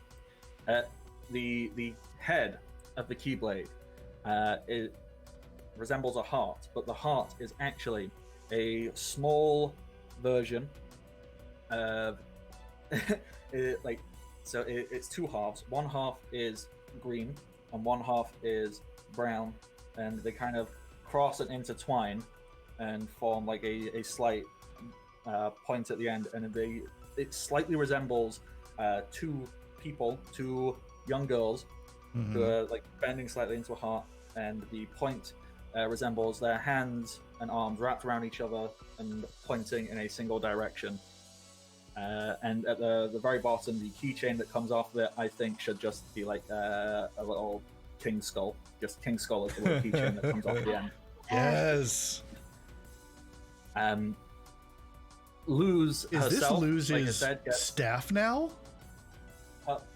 Pardon? Is this Luz's staff? Yeah. Oh, Yes. Oh. oh yes. That is it. You know what? Yeah. Okay, so the head, which is the 2 girls, which is basically just Amity and Luz, that can actually separate itself off, and it does. That's part of the transformation, because we are going to use Kingdom Hearts 3 rules, meaning Keyblades can transform. So they are not always stuck as a key. And so when they transform, so Luz has this Keyblade. She's going to swing it around, and as she spins it around her hand, it forms into a long staff. And at the top of these 2 girls, those 2 girls, they jump off and they just start blasting light magic. Just blast after blast after blast after blast. Hell yeah, Palisman. Yeah. it is so powerful. It is so anime. Everyone is just guffawed and aghast at this sheer power of this tiny, wonderful Latina, as she has all the immense powers of the universe to defeat the darkness of her high school bully. And Checks with out. Blast, it does. As every blast hits into Phoenix Barsha, you see the darkness get chipped away from her, leaving just Barsha at the end as the last blast of darkness, which is covering her face, because I think that's a cool aesthetic, has blasted off of her. And you see this darkness just form a small heart behind Barsha as it floats off into the distance. The combat draws to a close. All of this draws to a close. The feeling of darkness in this entire world currently is drawn to a close as Luz collapses on her knees in front of Xylene and Amity. Barsha, I assume Hootie catches so it doesn't just crash into the floor.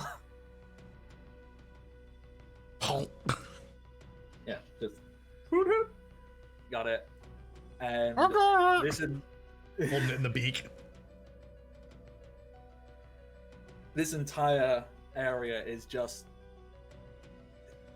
ravaged, and from a distance, in like the sports stands, the bleachers, they've been entirely destroyed except one tiny seat where you see a very happy, chipper, brown-skinned boy with pointed ears wearing a blue cowl with two flags goes, "Go Lose!" Oh,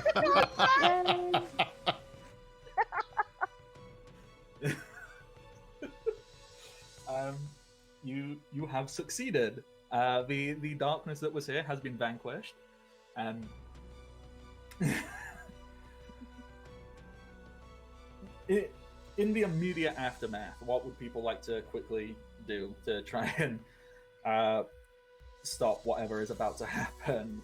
Like, just in general, there's a lot of stuff has just occurred in very rapid succession.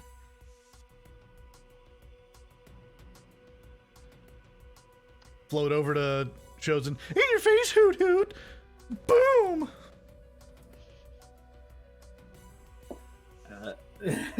Chosen looks incredibly angry and goes, "How dare you!" and tries to summon a Keyblade and cannot. He goes,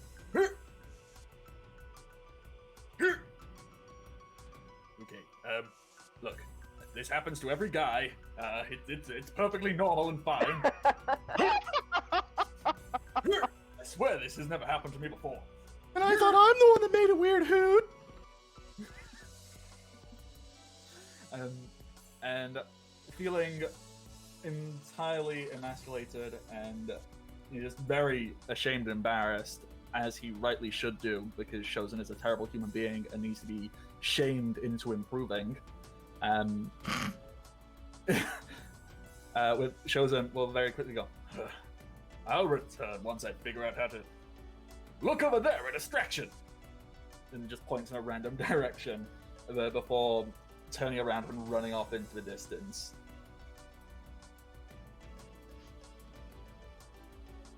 There's just somebody walking by. Oh, hi, I'm a distraction. Very boiling aisles, you know. I like think some the kind of distraction- eyeball monster. Yeah. I think the Who distraction called me? should be the little big nose thing. Yes. The little girl, big nose, Oh, who's yeah, just her. she kind of just waves around and goes, "Distracting!" Yeah, that's pretty effective, Hoot. Yeah, that works for sure. And I'm just still kind of watching as Chosen's running off. So, Xylene, you are currently stood directly in between Amity and Luz. Luz is on the ground, very exhausted. Doesn't seem to be moving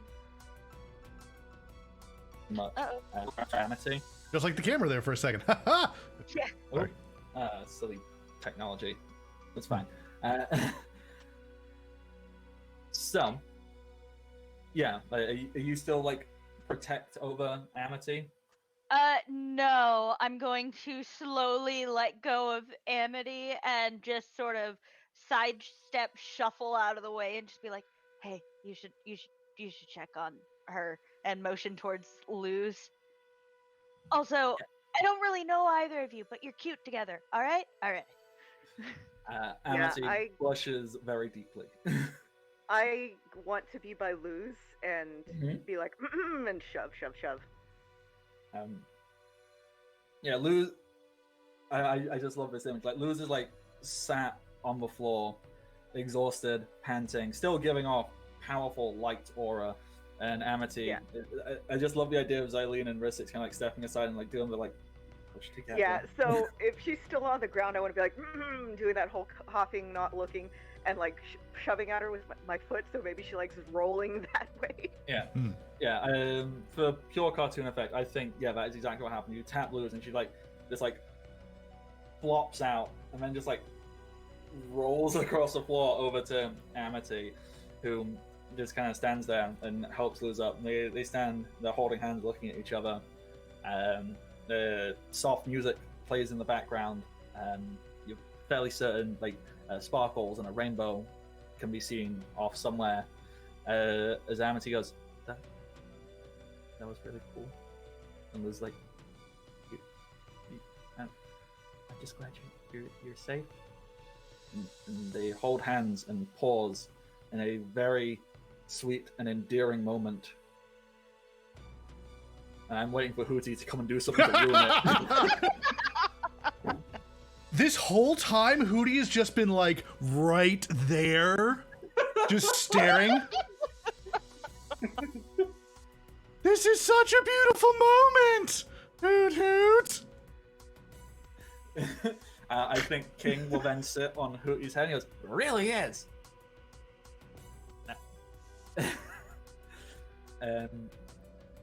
I then think at that moment, Ida, who just appears out of the ether, apparently, kind of steps up, puts a hand on both Amity and Luz's shoulder and goes, "Well, I'm sure glad I taught you how to do that, aren't you?" Luz is like, "What?"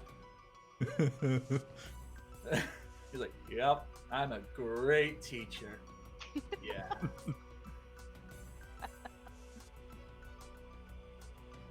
I want to form a light link with Ida. Please do. Okay, please roll better this time. Okay, there's something wrong with these dice. I got 5 again. These dice do not like you.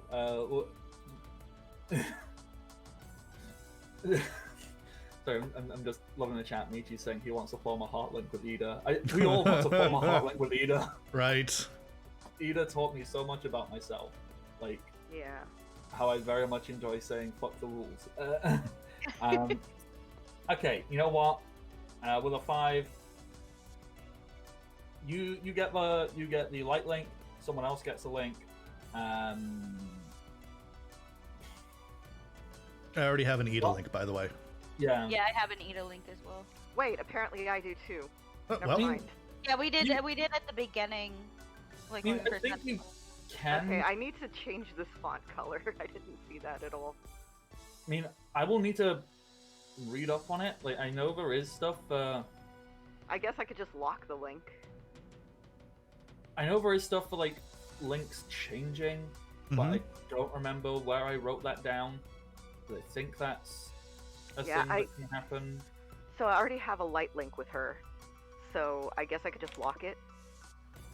Yeah, Oh. you lock that link. You get that sorted. That is locked in place. All right. So, is there anything else you as a group would like to do here on the Boiling Isles, or are you gonna take this moment and duck out because you have completed the job? I was going to see about forming a heart link with Amity because cuteness, adorable awkwardness. It's great. Yeah, please do. Please try and do that. Okay. Just barely a 7. All right, yeah, 7. So your link move doesn't trigger, and that's absolutely fine. Cool. You get that heart link, and with that, I think, yeah, I think Ida will kind of look at the two of you, well, the two newcomers and Hootie. You're like, well, I guess I should take these kids back home. You sticking around, or do you have places to go and people to see? I mean, are we in a rush? Do we have another break coming Well, up? Cough, cough. If we take our break back home, we might have to run into, jerks. So- Considering what we did when we left. Yeah. I like the idea. Ida, want to commit crimes? Oh, should we have a crimes montage? Yes, we most certainly can. Mayhem.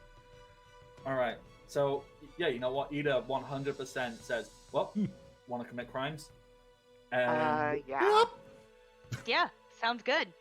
let's montage. Burn it all down, hooty-hoo!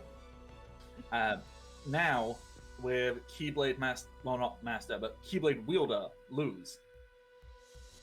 We'll do the same as before. We'll just point fingers and be like, montage scene. How does it go? So, Capjack, montage vignette. What crime is occurring? Oh. And not just the crimes against humanity of Hootie. That is Hootie, existing. yeah. I was thinking, how do we escalate?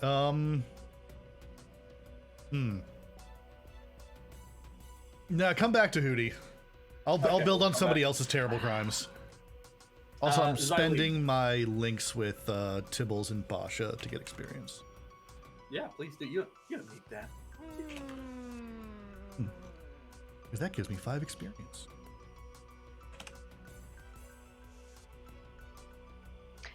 I don't stealing manhole covers, but not like keeping them. Just like hiding them in a different place. Just moving them to Yeah. mildly inconvenience people. Yep.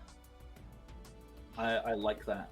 So, in your mind, how does this work? Who is doing what job in this crime? Who is physically taking a manhole cover, and what are other people doing? I want to hover the manhole covers up, or at least one of them up. Mm-hmm. Yeah, I was gonna say maybe it's like a take turn sort of a thing, like group hiding in bushes. You know, each of us kind of taking a turn sneaking over. I feel like Xylene would probably lift one of the manhole covers up and try to fling it like a frisbee. Yes, I love that. How does Hootie engage in the manhole shenanigans? Oh, Hootie dives down into the sewer and just is popping up in all sorts of different places with all sorts of different horrible trash things every time. It's like a smorgasbord! Okay, Risix, what crime montage scene would you like? Okay, I want us to do graffiti. Yes. I want us to be like magical spray painting, like the guards are nerds or something like that on a wall, and just like laughing and high-fiving. Luz is using her Keyblade to do that, so like she'll just wipe her Keyblade over something and it will create wonderful, perfect, delightful art. And in all of the art, there is depiction of Luz and Amity like holding hands, like laughing at guards and calling them nerds. I don't think Luz would call people a nerd. I think she'd probably say that they smell or something. So that Xylene and Hootie, how do you engage in the graffiti? Ah, the joys of sewer things. Oh no. Just horking sewer graffiti onto walls. It's magical. It smells horrible, and it's in the shape of Warden Wrath. Oh, that's so good. And Xylene, what is your graffiti like? Onslaught of mysterious smiley faces that no one can explain because no one sees what I'm doing. Totally. Oh, that's perfect. And then finally, Hooting, what is your crime?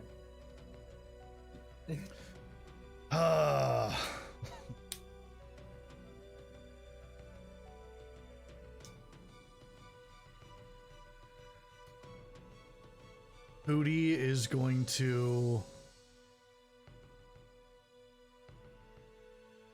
Yeah, so we've upset the guards, we've upset the warden.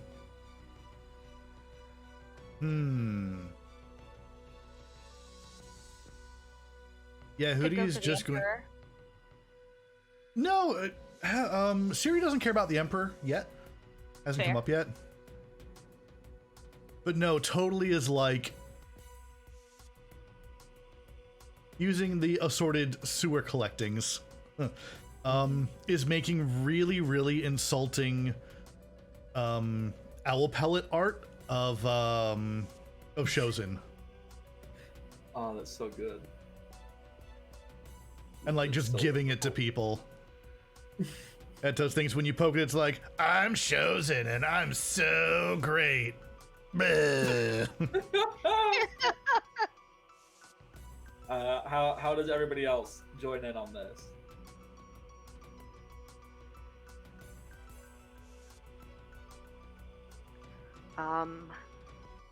I want to join in on the Shozen hate and draw a really unflattering caricature. So, just out of curiosity, does the unflattering caricature vaguely resemble the Chad meme, but like Yes, over very much, exaggerated? yes. Like chin that comes out to here, and the forehead that kind of like curls over itself, and Absolutely 100%. oh wow, that's so awful. Oh gosh. I'm gonna join in by doing like a quick little drawing of the awful keyblade that he had and just do the circle with the line through it. Like, just no, so much no. Not okay. So all right, I'm into all of this. The montage continues. It eventually wraps up as the sun is beginning to set in the Boiling Isles. You've had a wonderful day, and the camera will pan over the battlefield of the Grudgby match, where there is still a glass vial with a tiny Tibbles stuck in it. That's still there, which I find to be hilarious.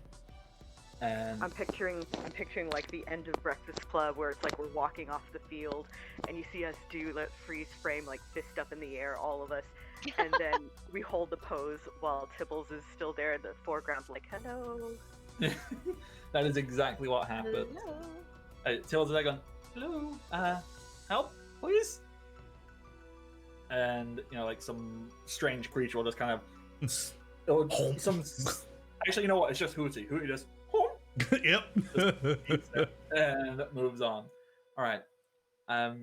Unless there is anything else you would like to do,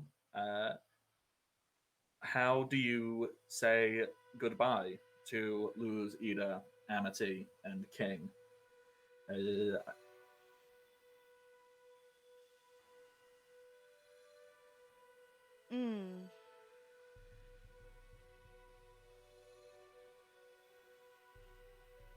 Okay, bye.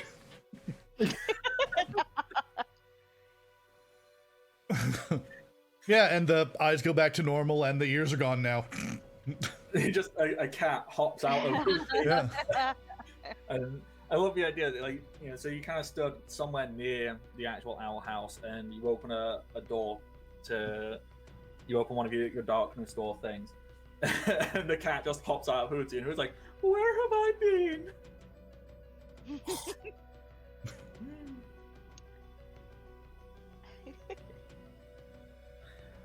I mean, if no one's got any like immediate words that come to mind, we can do like the silent still shots of like you waving goodbye and it being very heartfelt. If no one quite knows the words they want to say just yet, and we can retcon in the exact same words that were said. You can always come here as well. I was just gonna do like a see you later, then finger guns and back into the portal. I guess if you know, Hootie is now Hootie, I will just slowly scoop up Siri and just be like, and on that note, I suppose it's time to go. Luz will be waving, and Amity will give like a more coy wave, and Idra will be like, as you're leaving, Idra will make some comment in regards to next time bring snacks, I guess. Yeah, that's it. Ida says next time you should bring snacks with you. And with that, you step into the door of darkness. Now, do you want to head back to Hollow Bastion, or do you want to push straight on to the next place? I would suggest we just push straight on to the next place, simply because, yeah, we're probably going to get in trouble when we get back to Hollow Bastion. Avoid that. So, with that, you know the next place is Gargoyle's Peak, and you'll head through the darkness, and you'll walk. Is there any character interaction scenes you would like to have with each other as you head to the next place, or are you very happy just, jump up?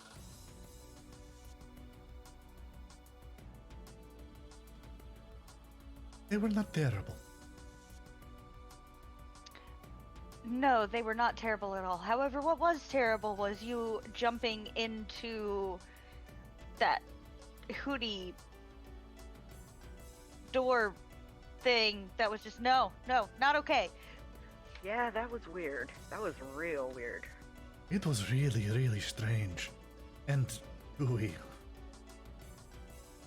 So, like, the stuff that you ate while you were Hootie, is that stay in the owl, or is Oh that yes, it definitely stays there. It did not come with. No. Would have probably given you indigestion. Yeah, it's probably for the best. It's alright, I'm sure the next one will be just fine.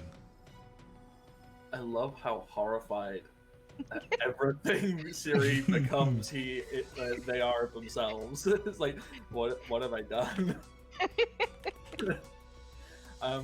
Okay, so I honestly do not have loads already prepared for the next place, so I think what I will do is I'll just give the little introduction scene for it, and then we'll suppose we can technically wrap up like a couple minutes early, if everyone's all right with that.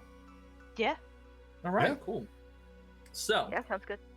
as you approach you arrive at the next location, the door in the darkness opens, and you step out of it, and you find yourselves on a rooftop in the pitch dark of nightfall.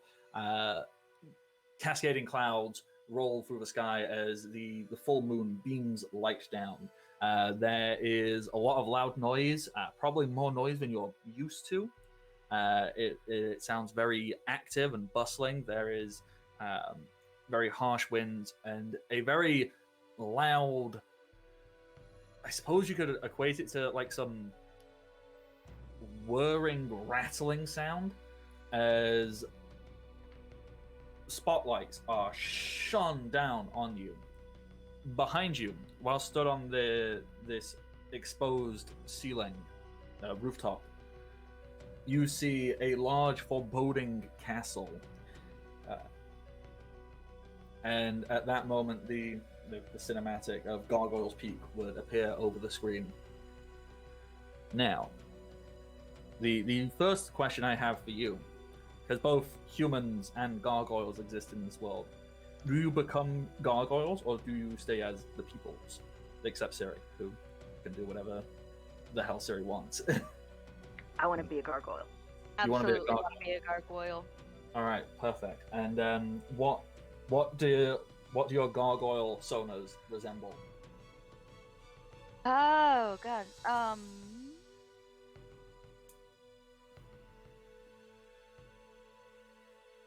didn't think about that part. Okay, so I still have the green hair, same kind of lazy mom bun. Kind of lighter green skin, and darker green, like the green wings about match the color of the hair.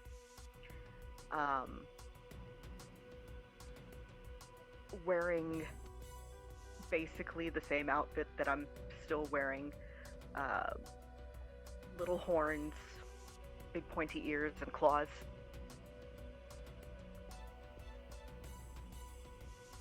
I like that. I very much like that. It's a very cool aesthetic. Do you still need a minute, Xylene? No, I think I got it. So I still have the blue hair that's kind of braided going over the shoulder a little bit. And I'm gonna say the skin color is kind of like a light gray. Still basically wearing the same thing, just the t-shirt. Probably, I would imagine like the clothes probably wouldn't have grown very much. So like wearing the same thing, but they've kind of gone up. So like the pants have gone almost up to the knees. Shirt kind of going up just a little, but still covering all the things. And yeah, I would say kind of like the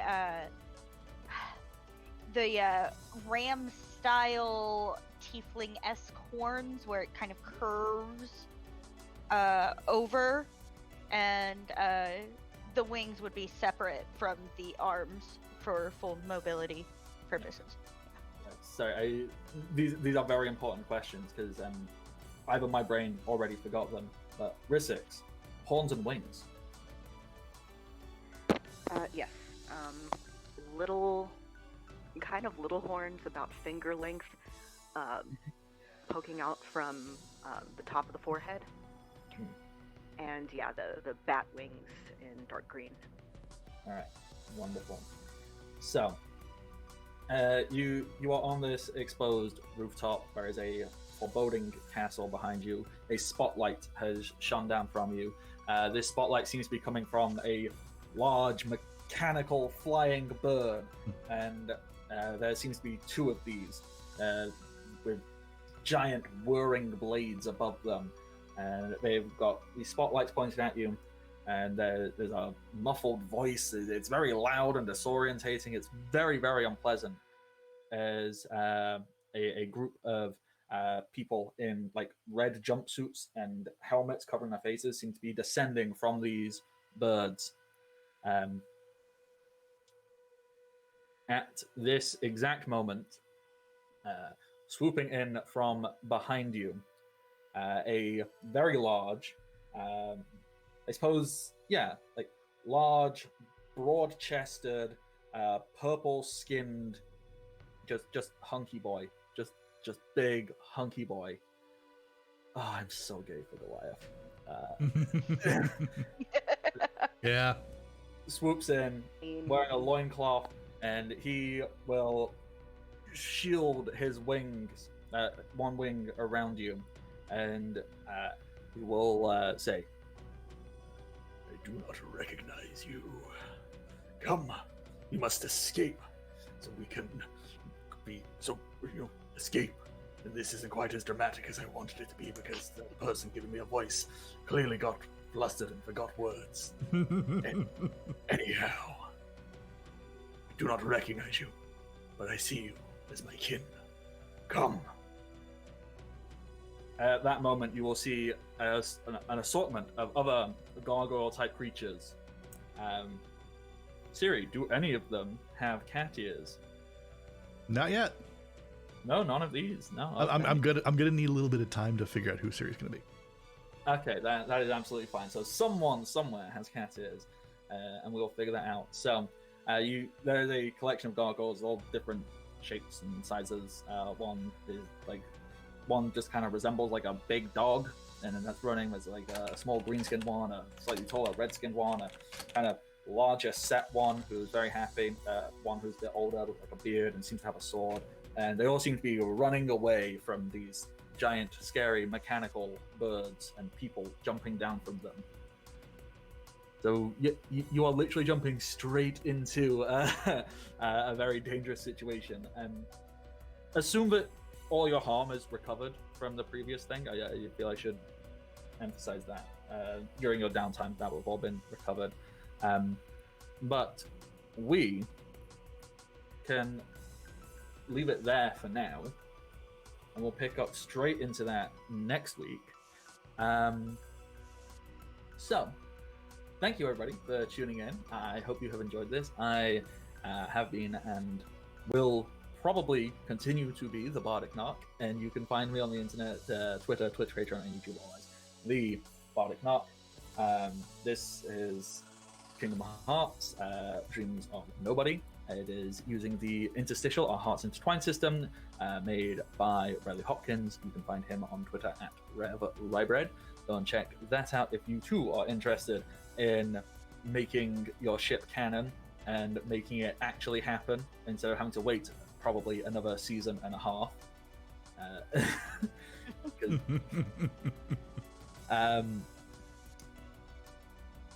Words. Yep. Nerds with Dice. You can join the Discord server where you can chat and keep up to date with various things that are happening here on the channel and planning the upcoming games and so on and so forth. You can also follow Nerds with Dice on Twitter at NerdsWDice if you want to get the hot scoop on when things are happening. There's a whole bunch of stuff, and